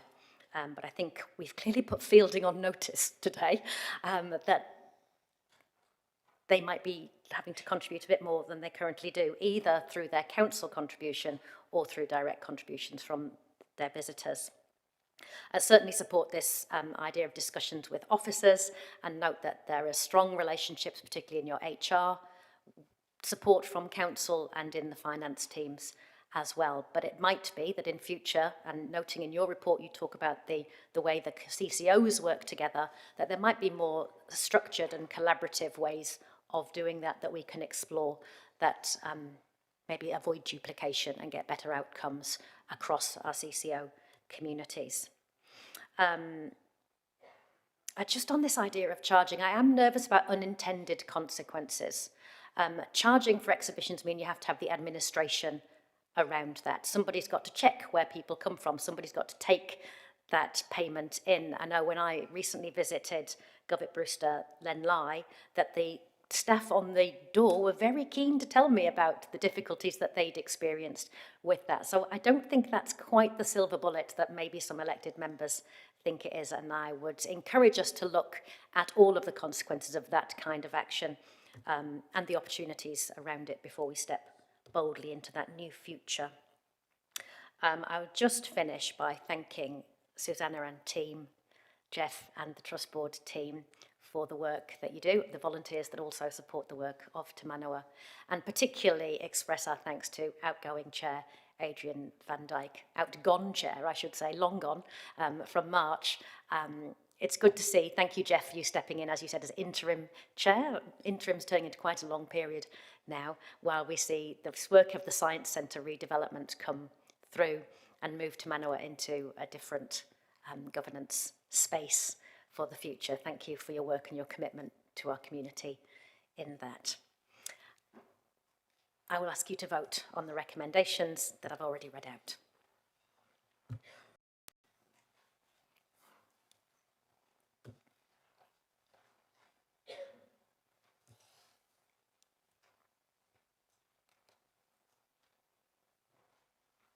Thank you, carried unanimously. We'll move to the next item on the agenda, which is the Palmerston North Public Sculpture Trust Annual Report 2024-25. Is being presented by Gillian Tasker, who's our Community Development Advisor, with apologies from the Sculpture Trust, who haven't got a person here today to support her in that. So, Gillian, over to you. Tēnā koutou katoa, ko Gillian Tasker taku ingoa. Yes, greetings, Mayor, Council and Councillors online. Yeah, unfortunately, Simon Barnett is away overseas. He would normally be looking forward to presenting his report to you. My only comment that I have is that we note the Sculpture Trust's concern over the lighting of their works. I'm working with the Property Facilities Manager at the moment to investigate this issue. We're awaiting a report back from the electrician and we'll engage with the Trust as soon as we have that report back. I'm happy to take questions.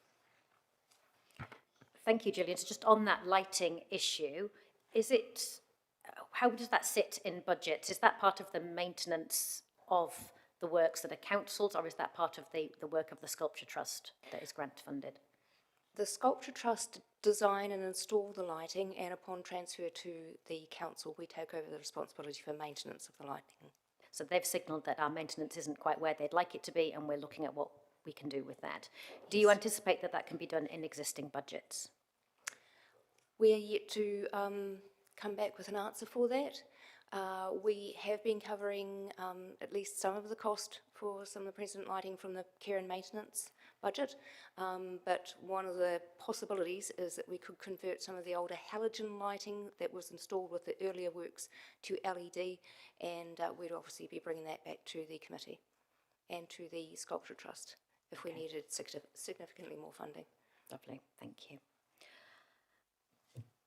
Any questions?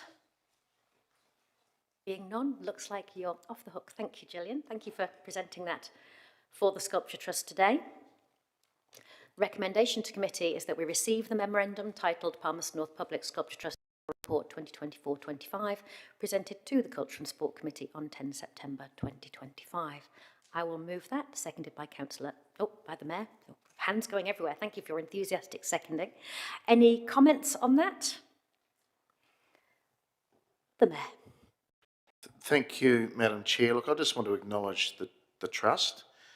They dip into their own pockets for this, and it's interesting. I know we're in election times and that, and it's some ill-informed comments that we see sometimes from candidates and also members of the public that think we pay for all of this. We don't. We pay about 1/10 of it, and I think I was going to ask the officer how many millions our public sculpture and murals and etc. is valued at now, which has been gifted to the city. So, you know, we put in our 50,000 and they turn that into 200 or 250 or even more at times. So I think we've got to acknowledge that, and it is interesting. I don't think if we put our 50 up that we'd see any returns from the private sector and trusts as well. So thank you to the Sculpture Trust. It's been a little bit of a difficult time for them with two pieces of sculpture either damaged or stolen. So through insurance they've been replaced, thank goodness. And look, the vibrancy, I would open probably 20 conferences during the year, and just about every time there's commentary, especially from those from outside the city, what fantastic sculpture that we have on public display. Much better than they would think from a regional city in New Zealand. So for those that perhaps don't quite see the value, I think we're getting value in that from our visitor, people that come to our city. So thank you to the Trust. They do that by themselves with very little input. They look after themselves. Thank you. Thank you, Mr. Mayor. Councillor Naylor. Yeah, thank you, Madam Chair. I do just want to perhaps offer a slightly more, well, what I view as a slightly more balanced view on what the Mayor has regarded ill-informed comments from the community. I do think we need to be careful how we treat the feedback we get from the community. Mr. Mayor? The members said unbalanced. My comments were not unbalanced. Can I continue, Madam Chair? I'm required to rule on that as a point of order. And I haven't spoken to what I meant by that yet, so I Well, think it would be pretty hard to... You said I was unbalanced. My comments No. were unbalanced. I think we're talking to me because I'm the chair. Thank you for raising that. I'd agree that those are your comments.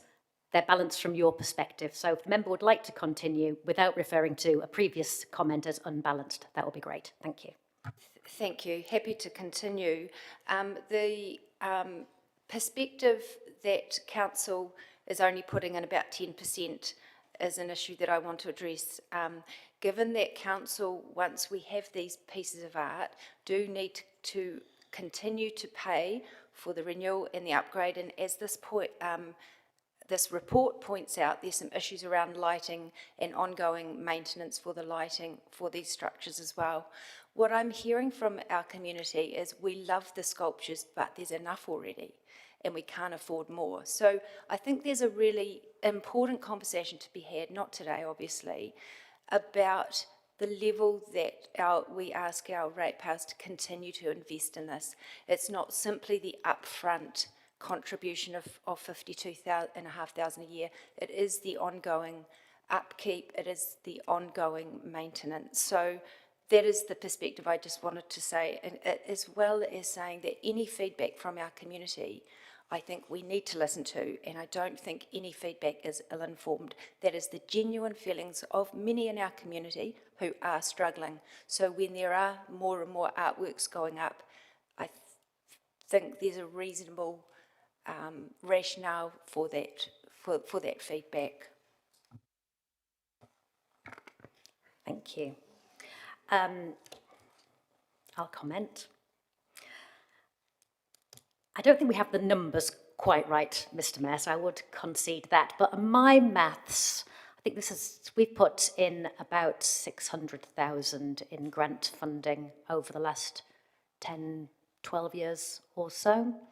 And the current value of our sculpture asset portfolio is around the $2 million mark at the moment. So there's a fair return on investment there, which has come from increase in value of some very smart purchases over the years, and also from the amount of external funding that's contributed towards those purchases and then donation back to the city. I'd also note that the care and maintenance of artwork budget is not solely for the sculptures. It's for all of the artwork, public art, that is in the ownership of council, which includes, for example, the very many taonga held by our library. So we shouldn't assume that that budget is just linked to the sculptures. That would be incorrect.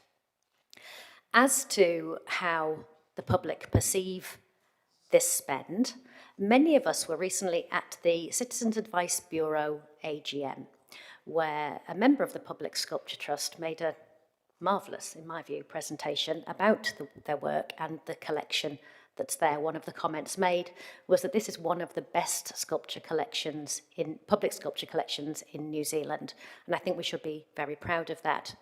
But questions from the audience absolutely drew out some of the points that Councillor Naylor has made about a lack of understanding of how these are funded and the value that they give to our city.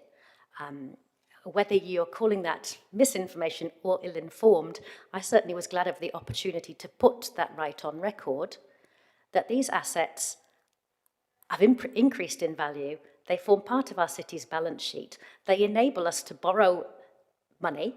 That's what balance sheets do. We borrow against them to fund infrastructure. Some of that is social infrastructure in the city. But there's a reason why this is valuable. And elected members will make their own decision about the quantum of that value. and how that sits with our community. And our community will express that opinion, and they're entitled to do so.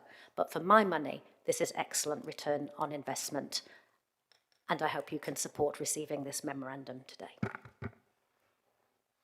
So we will vote.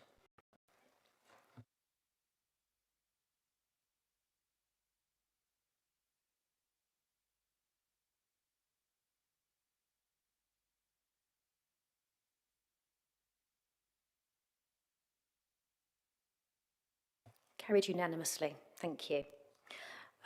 Next item, annual progress report on heritage themes in council programmes, presented by John O. Ferguson Pye, manager of the City Planning, and Linda Moore, manager of City Library. Thank you both for joining us to present this report. Over to you.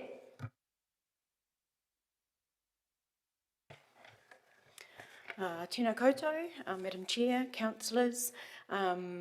It's our time to come back and report on what we've been up to working across heritage themes across council for the past year. Just like to say that John O. Ferguson Pye, the City Planning Manager, is sitting beside me today.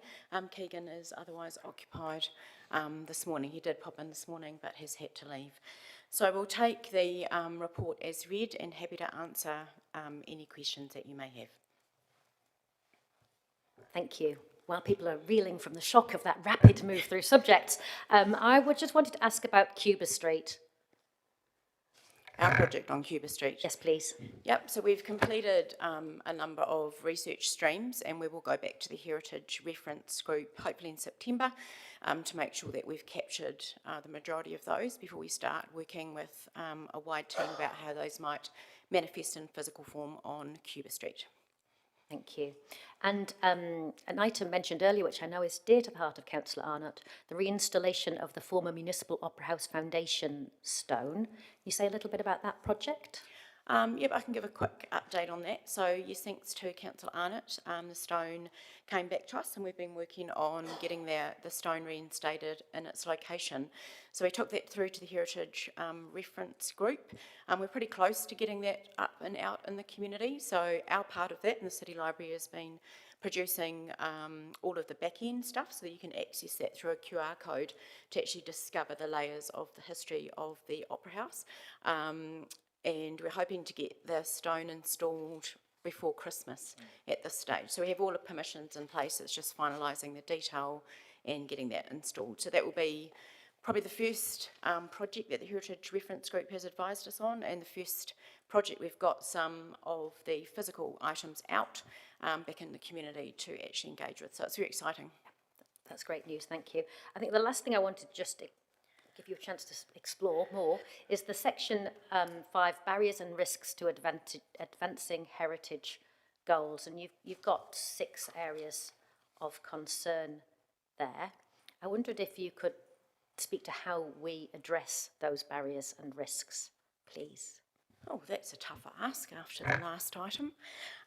Okay, so I'll answer the ones that we engage with. So the increased demand for local history resources continues, and we've actually had another stream come through just recently, which is inquiries from the Commission into State Care. So we've got a lot of people seeking advice as to how to access their records, where to start. We may not hold those records.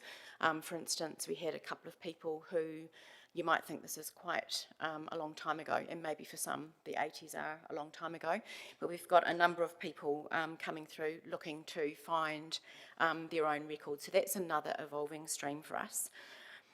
We also need to work with a lot of people to bring those sort of cohorts together. So with the disbanding of the Kaiako group in education, we're having to reframe how we gather those and put them into modules.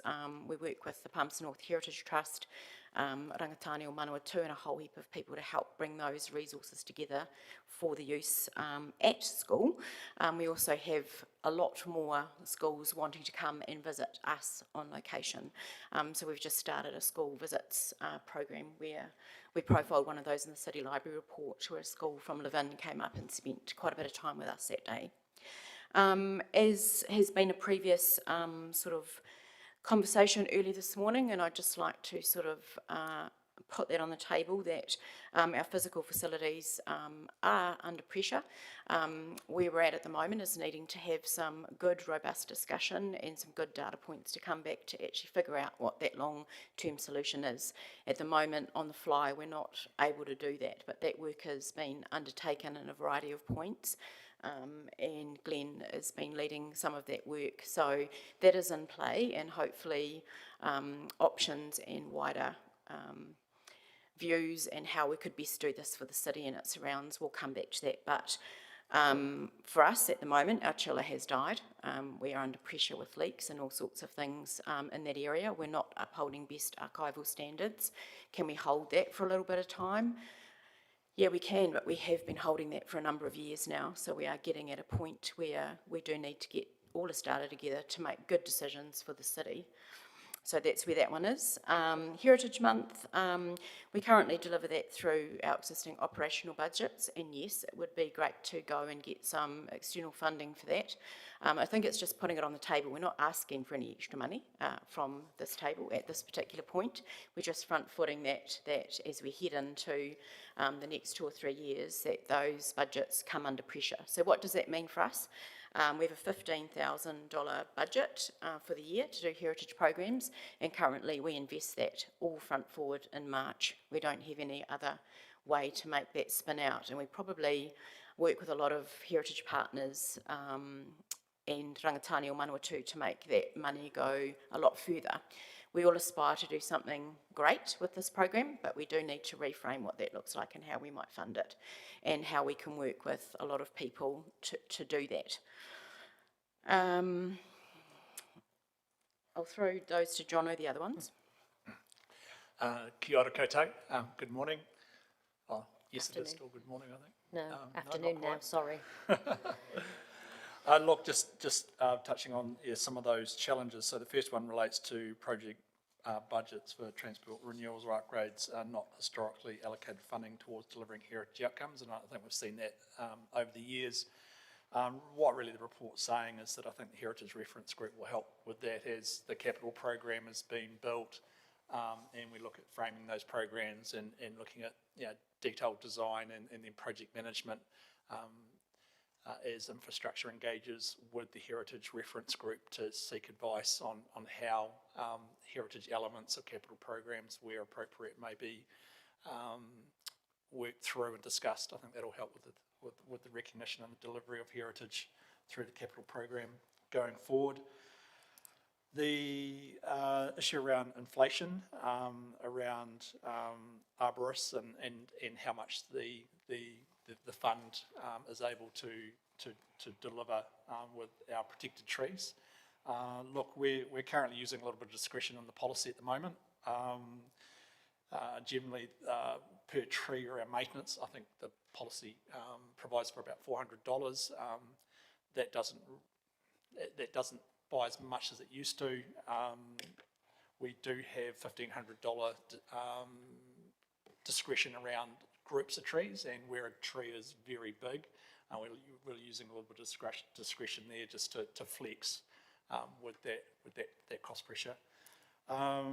The issue around the Heritage Reference Group and the financial contribution for time that those members spend on that group, it has been raised. I think that the terms of reference for that group is going to be reviewed next year, and potentially there's the ability for elected members to engage and have a conversation around that issue then. Thank you both. As a question from the Mayor. Thank you, Madam Chair. A couple, actually. Thanks, Jono, stepping in. Linda, a couple of questions. And I realise this is a work in progress in the heritage space, or perhaps more so for you, Jono, than Linda. And we might have budgets, but do all the units talk to each other better than they used to, i.e. finance, planning, infrastructure, so we don't have another Cubist happen? Yeah, look, I think, well, I can only speak for myself, but I certainly think the organisation's made great steps in terms of breaking down those silos, and certainly when I think about my team and how we engage with the infrastructure team, There's certainly a greater degree of collaboration and conversations than there used to be. In saying that, there's always work to do. I do think that potentially in the heritage area that the reference group will help bridge that gap and facilitate conversation. Great, okay. And just on, you mentioned the trees, and I think that's, you know, we would normally maybe discuss this in a parks and reserves type manner, but actually we do have for a regional city, we have a big tree canopy, and obviously a lot of aged and notable trees. Is management looking at an in-house option around, you know, tree teams like we used to have?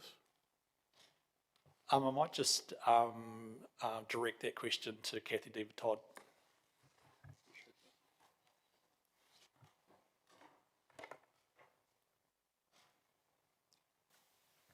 Kathy Dever-Todd, Manager Parks and Reserves. Councillors, a few years ago I explained to you that there was a very tight market for arborists, and that as we lost staff we couldn't compete with that. We have struggled still to get staff in that space. The current model we have is a combined model where we have a senior arborist working in a collaborative agreement with a contractor, and I think that is perhaps the best model that we've achieved, because we've got the expertise and the asset management for the trees and the knowledge, but the actual delivery of work is through that contract. We will continue obviously through time to see if that situation changes, but really that is probably the only model that can exist for us at this present time. So how do other councils do it then? Most other councils have contractors. No, cities. Most other cities have contractors. Okay, I'm speaking to the wrong ones then. Okay, thank you. To you, Linda, around programs on page 2020, and you spoke about having 15,000 and you spend it all in one hit, and I appreciate your challenges there. And I did bring it up with the heritage people earlier today. Do you think there's some private or external money that could assist you, or available, that could assist you in delivering that Heritage Month, and maybe make your 15,000 become 30,000 or 50,000? We're really happy to step into that space. I mean, that's not the City Library's superpower. I'm happy to wrangle people on the street, but we'd probably need to go out and look at what funding's available and what commercial partnerships could be worked on. I know that I'm thinking more of our external team, that funding team that could perhaps assist you in that space. We have had an initial conversation with that, as well as with another of our City Library programs, and also Joe has been actively working with BID as well, so we'll have a look at where that goes. And there may be some local businesses that are quite fond of heritage that may be able to lean into that as well. I think going for specific heritage program funding, we're looking at what Wellington has sort of stood up with theirs, have a conversation with them about their heritage program in another couple of weeks, so we'll see where they've headed to for their funding as well. But yeah, 100%, we're more than willing to step into that, because if we're going to grow this thing, we need to have probably a wider skill set come into it and really look across that. So we'll look to involve our marketing teams and our other teams in customer and community to help us sort of look at how that might progress as well. Great, thank you. Thank you. Councillor Naylor. Oh, thank you. My question relates to the capital program outlined on 222, page 222, the Te Pā Tuna sculpture. The partnership between Rangatane, Wallace Development and Council, in terms of the ongoing maintenance and renewals and lighting, etc. cost, will that just sit with Council, or will there be contributions from Wallace Development? Councillor, I don't have the answer to that question, but I can come back to you. I'm not sure. Potentially, I think Kathy Dever-Todd may be able to respond to that. So the assets included in any development vest with Council, if they would even, or sometimes they are developed by Council, say in a park or reserve, and there may be a contribution, and that would include assets that sit within the transport corridor as well. Sorry, it would include what? include assets that sit within the transport corridor. So some assets are sitting on parks and reserves, some assets are sitting within transport. It's no different to any other subdivision. We take over those assets when the subdivision is completed. Okay, so from that, I am assuming that the cost of the upkeep and maintenance sits with council then if it's vested to council. Yep. It does, and that would include, you know, walls, signs, anything associated with the landscaping with any subdivision in the city. Okay, and which budget was that funded by council's part of the contribution?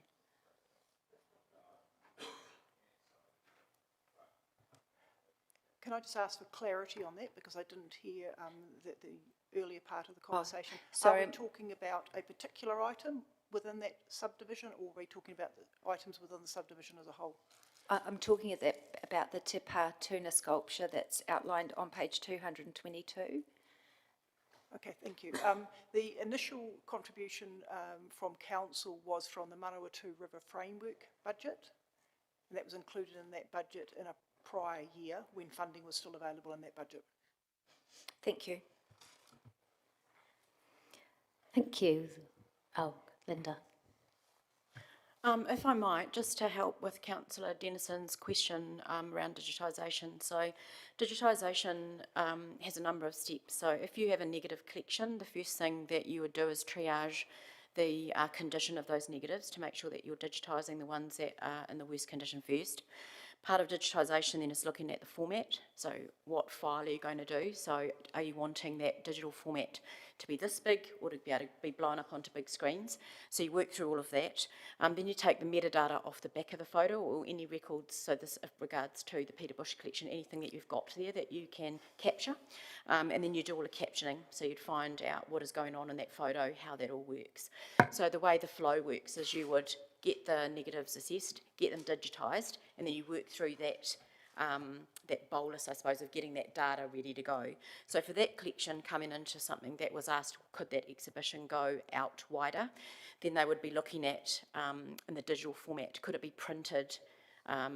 What paper would it get printed on? Would it be used in a digital exhibition as well? And then to what scale would that digital image need to be? So if it was going to be projected, aka in Auckland on the side of a building, they need to make sure that the digitisation stream, and that is why you get ahead of it. You'll have more digitised but not ready for public access, if that helps with that question. So, yeah. Thank you. Deputy Mayor. Kia ora, Madam Chair. Thank you very much, Linda and Jono. Just a query with regards to on page 223, number 5 and 5.1.f. Some members of the Heritage Reference Group have raised an issue with not receiving financial contribution for their time and expertise relative to other reference groups. We're talking about an honorarium, aren't we? Kia ora, Whaia. I think that question was previously answered, and Jono said that will be covered in the review of all of the reference groups, which will come back next year. Thank you very much. Kia ora. Thank you all for that. That's the end of questions. Thank you, Jono and Linda. The recommendation that the committee receive the memorandum titled Annual Progress Report on Heritage Themes in Council Programmes 2024-25 presented to the Culture and Sport Committee on 10 September 2025. I will move that, seconded by Councillor Denison. Open for any comments.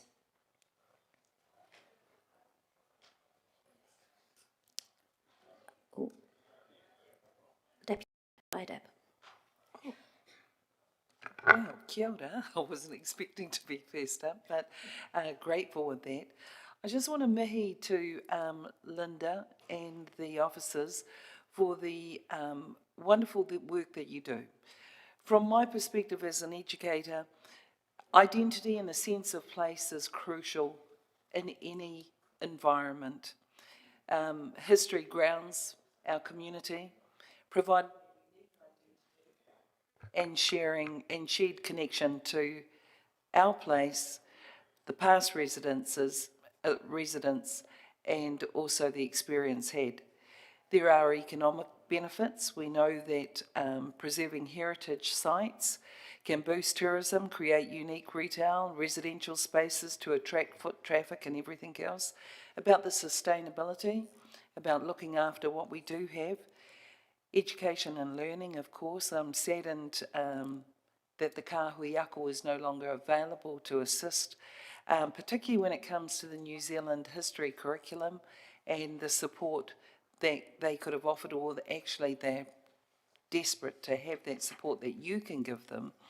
And of course the social value of historic resources and looking after things. I think you have, what you do, you run on the smell of an oily rag. Wow, it's amazing what you do. And I think that the Heritage Month and everything else has been nothing but exemplary. So really I wanted to say a big mihi to you for what you do. I don't have the answers, but I'll keep on taking Lotto out, and if I should win any, I will make a good contribution. But I just wanted to say thank you. Kia ora. Thank you, Madam Chair. Creative solutions. Councillor Arnott. Thank you, Madam Chair. Smell of an oily rag, I was going to use that. Look, I just want to say thank you, Linda, for all that you do. You are certainly a gem in this council and for heritage, and it's amazing what is achieved with so little. Look, on behalf of the Palmerston North Defence Heritage Advisory Group, which I'm also a member of, thank you for the support that you've also given to the RSA. I had an email this morning from Bronze Plaques, who are the agents for Veterans Affairs in the country, and together with the RSA, we have got 28 graves receiving headstones at Kelvin Grove that haven't had anything on them before. Lots of these people, died in the 60s, 70s, 80s. There are 23 being worked on at the moment. There's 5 that have already been replaced in Kelvin Grove.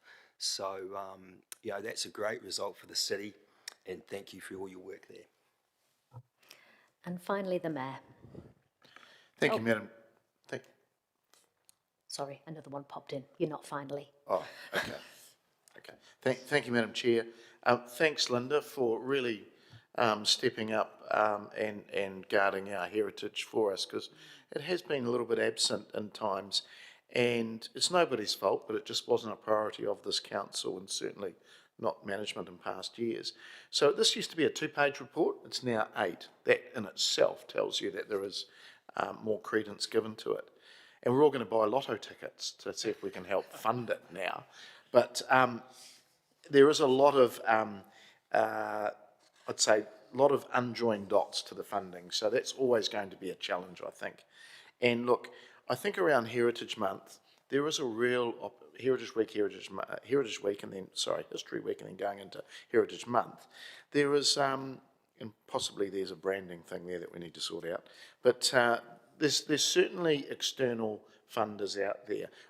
Look, service clubs, organisations that really are involved in heritage. I think of a company like Resine Paints, who's done a lot of work in that space. Also, contractors and developers that actually have a heritage bent. I think there is an opportunity to just quietly tap them on the shoulder and say, let's be part of this together. I'm a member of Heritage New Zealand, and I get a lot of other material, and I see what the other parts of the country are doing. And I think examples like Wanganui, Coromandel, Napier Hawke's Bay have some, and along with Wellington, all have good examples where it's being led by the community, and they're assisting council. So council don't have to do all the heavy lifting. So I think we're talking the same language, and I think we can get some partners in that. And I think we've got people within council, and even elected members can tap some people on the shoulder to help. Also, I just want to cover off the trees, and because we have arguably the biggest tree canopy of any regional city, we've got to look at this space again, I believe. It's costing us a fortune in contractors. And look, I used to work for a number of power companies, and they were big users of contractors. They bought a lot of it in-house because they were just doing so much. And maybe the hybrid way we're working at the moment is okay at the moment. But I get a lot of complaints, as you do as well, as elected members, around trees, tree trimming, all of those sorts of things. So we've got to get on top of this. It was a very, very poor decision of past management to get rid of people, and we're paying the price now. So how do we get back in that space? And I do wonder if we should be pushing management to have a look at bringing on people in a perhaps an apprentice way, in a slower way, to rebuild a team at least, to complement our contractors. At the moment, we're at the whim of the contracting market, and sometimes you become price takers. So we cannot leave the trees just to, not be trimmed for another 2 or 3 years, as was the case a few years ago. We're doing a great job, and I want to a shout out to Kathy and her team, because they are being as responsive as they can, but they have limited resources. So how do we increase those resources? I think it's something for us to have a serious look at our next annual plan discussion. But thank you, Linda and Jono, on behalf of the wider team. Well done. It's a great start. More to do. Thank you. Thank you, Mr Mayor. Councillor Naylor. Thank you. Just a brief comment on one aspect of this report, being the sculpture that's been identified under the capital programs.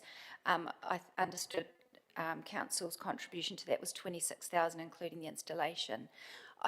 The comment I want to make is really around, it's a partnership in terms of its establishment. I think we need to be mindful when we have these partnerships and we have a contribution, there is an ongoing maintenance and renewals, and perhaps the lighting issues that were highlighted in the last report as well, where that solely seems to fall to ratepayers. And whilst that value that has been identified by the chair might be significant in a asset, in terms of an asset value, it certainly doesn't, the cost to ratepayers is actually ongoing. And this is an item that goes beyond one that even would have come to the table. This was a part of the Manawatu River Framework, so we don't necessarily have good line of sight to the decision making around some of this. So I just want to highlight that as a potential concern and something we need to be mindful of going forward. Thank you. No further comments in the queue there. I'd just add for clarification, my understanding is that that partnership sculpture work, Te Pātuna, was required under a resource consent. So there is no decision making in this format. That came through a commission and hearing process.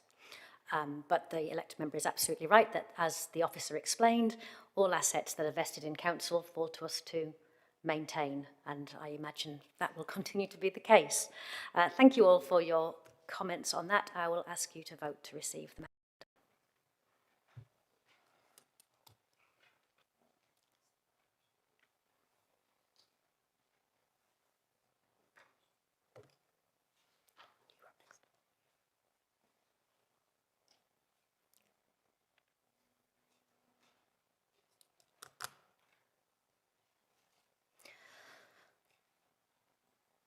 Carried unanimously. Thank you. Our final report before we break for lunch is the 2025-26 maintenance and renewal plans and budgets for cultural facilities, which is going to be presented by Glenn Bunny, Manager Property. Aspects of this have already been traversed under other items today. Glenn, but over to you to present the report. Thank you, Madam Chair, councillors. Very conscious to sit on between you and your lunch and a well-deserved break, so I'll make this as brief as I can, pending questions. A couple extra points. I'll take the paper as largely read. Obviously, this morning's papers have raised larger connotations and things that touch on this report as well. And we face similar challenges with lots to do and limited resources, so we have to be quite discerning in where we turn our attention to. The two tables outlining the work and the planned renewal projects and maintenance projects, remiss of me not to put in what those budget amounts were, and they're just over $500,000 each. So that gives you some context about what we can do on any given year with the funds available. So I'll leave it there, but happy to answer any questions. Thank you. There are lots of questions coming in. I had a question about the One of the things you traverse in this report is about how maintenance and renewals breaks down between council as the landlord and cultural facilities, CCOs as the tenant. And my question in that regard was about the Globe solar panels. I would have thought that'd be something we would do, not they would do. I'd have to check the paperwork, Madam Chair, to give you a definitive answer. So with any of the agreements with the CCOs or commercial tenants, those documents specify landlord works and tenant works. So it will be specified in there somewhere, I imagine, but I'd have to check. Okay, thank you. There's a question from the Mayor. Thanks, Madam Chair. Thanks, Glenn. Couple of things. Just in the Regent Theatre and the maintenance and that earthquake strengthening, I think of in the green room, and not the green room, the Regency room and the frontage. When is that scheduled? Is there a plan for that yet? Through you, Madam Chair, we had a seismic budget for the program this year, which was removed when this year's budget was set. So that's meant that we've had to go slower on the design work for priority buildings like the Regent and the library. So we have accessed some of this budget as detailed in the report to continue that investigation with the Regent.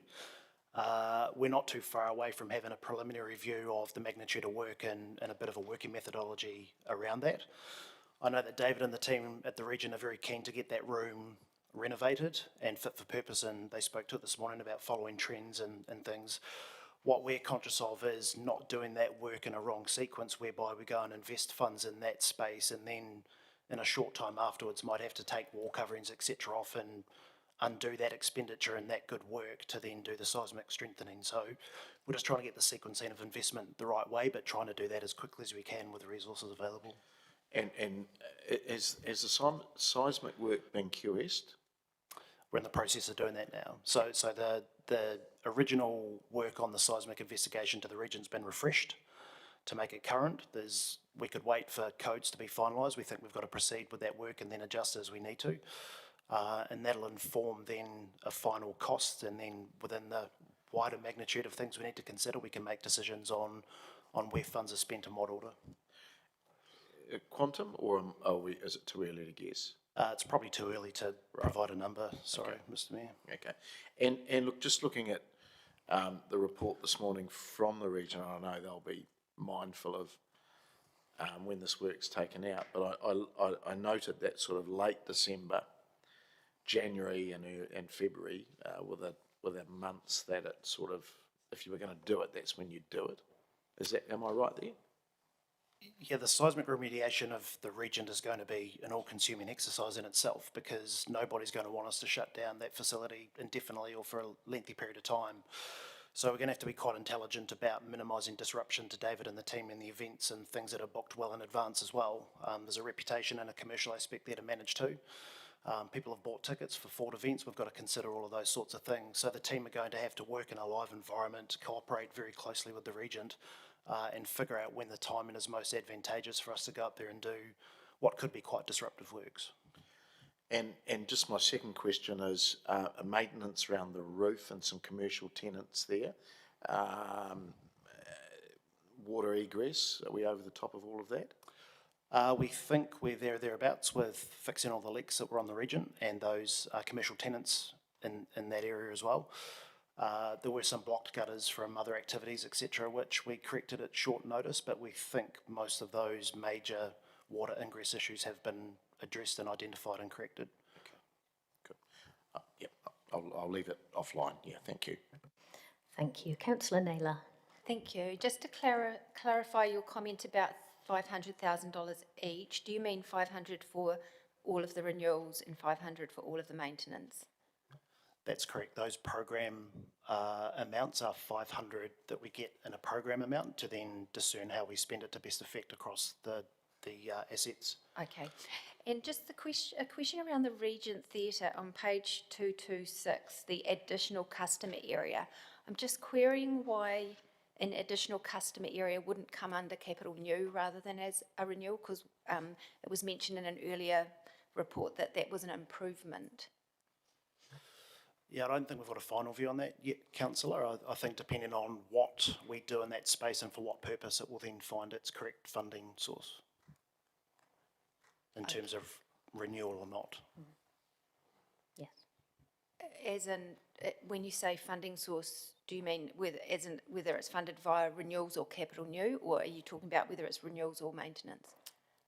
All of the above, I guess. So it won't be maintenance, it'll be a renewal or a capital new program, I imagine, but we don't have that full work identified and planned yet. I know the region have an idea of what they're trying to achieve, but we don't have that detail yet to decide exactly where it's best funded from those areas that you've identified. So if we don't have that detail yet, and this is works planned for the 25-26 year, that's our current financial year, and we've already allocated renewal budgets and capital budgets as, so how does that work if then that shifts from, say it was determined that it was a new thing because it was an improvement, would that be transferred across to the capital new program? Because obviously there's quite different funding in the way that renewals is funded versus new. Yeah, potentially. The plan at the moment is that it's coming out of renewals, but because we haven't completed that bigger piece of work, I guess I'm just indicating that that could change depending on what investigations and further conversations identify about the way forward. Okay, thank you. Thank you. Councillor Zabelin. Thanks, Madam Chair. Thanks, Glenn. My question also is about the budget figures that you mentioned, and then under that table at 3.4, you've said any regular servicing would be over and above this, and that there's an allowance for reactive work. So are those proportions a separate budget line, or are they coming in to those $500,000 budgets? Through you, Madam Chair, the reactive maintenance budget is a separate line item. Great, thank you. And is that allocated on a first come, first served, as needs kind of basis? It's a difficult one to manage because obviously it's reactive, so things pop up and things leak and break and need attention. So we do what we can where required in consideration of these other works and larger programs, but we prioritise things like water leaks, accessibility, safety to staff, the public, contractors, etc. So yeah, the team do a pretty good job with low notice, and we try not to run out of money towards the end of financial years because you know, that tends to be when things pop up and make life difficult. But Thank you. Do you know off the top of your head the size of that budget? I don't off the top of my head, but I can provide that. Thank you. And I just had one more. There's no planned maintenance for Square Edge or the Stomach this year. Does that mean that no maintenance is required, or just that that's not urgent for this year? Good question. There are definitely things to do. They are just not scheduled in this financial year's work program. Okay, great. Thank you very much. Thanks, Madam Chair. Thank you. Councillor Harpenter. Thanks, Madam Chair. Just asking why the library was excluded? The library's outside the scope of this report. Can I still ask why? Because that was our decision that the library would be outside the scope of this report. Okay. So what report will the library be in, can I ask? When will we find out what the maintenance is of the library? We've already heard from the Chief Librarian that there is maintenance issues, so when will we find out where the library's maintenance report is? Through you, Madam Chair, we are waiting on one piece of work to come back on the library. So what we've asked consultants to do is break down all of the investigative work packages that we need to complete to form a total view and an evidence-based decision platform for what we do with the library, whether we keep it in its current location and remediate it and make it fit for future, or as a question was asked earlier, does it fit co-located with another asset like Te Manawa or something else in the civic cultural precinct. So once we have that piece of work back, that'll be QS'd or it'll have indicative costs against those work streams. We'll come back to council and present that. We can then have a decision to proceed with those investigative works, and there may be off-ramps depending on what those work packages identify. If we proceed right through the body of that work, we will then have an informed work schedule that can be QS'd, and we know what the price ask would be to remediate the library and make it fit for future and in perpetuity. So if there's ongoing maintenance issues right now, what happens to those? We do the best we can with the budgets that we've got. So Linda and her team are very patient with us. We've got a great working relationship with them, not just for the central library, but the hub, the spoke libraries as well. This winter period has been challenging with water leaks, and the team, the property team, do as best as we can working with the library to limit disruption, obviously limit water ingress, limit the damage.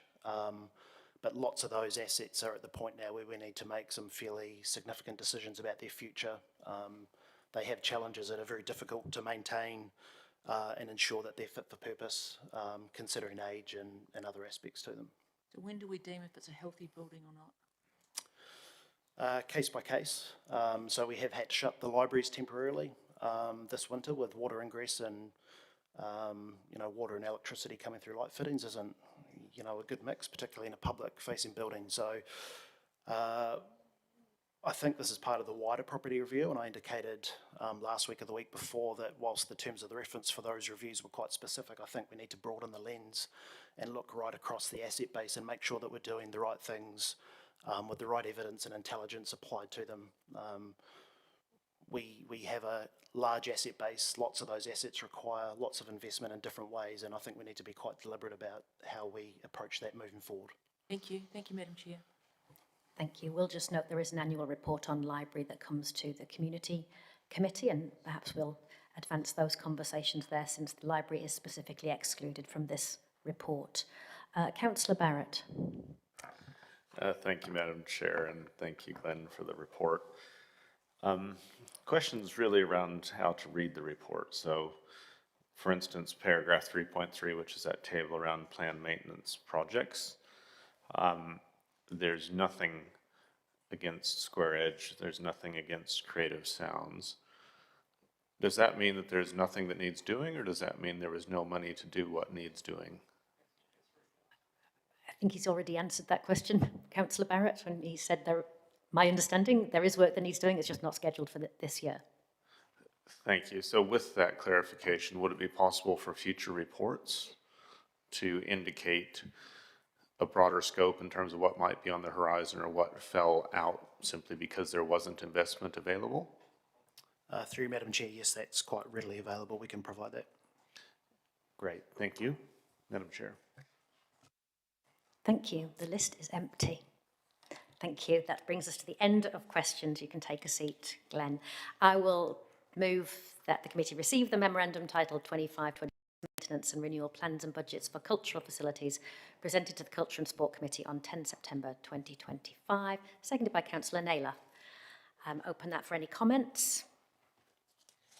I think just to say, this report came out of a community request to align a forward look in what's in maintenance and renewals for our cultural facilities with the time that the cultural facilities were also reporting to this committee, so that we have that transparency and connectivity across the work of CCOs and the buildings and assets of councils that they sit within. And I think it does a good job of enabling us to surface some issues which would otherwise be lost in the quarterly reporting cycle potentially. So thank you for a very useful report, and thank you for bearing with us through a long session this morning, Glenn.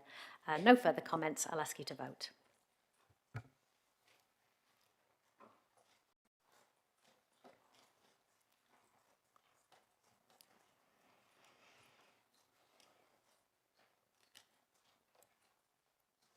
Carried unanimously. We will break for lunch now. It's 1:20, so we'll resume at 2:20. Thank you.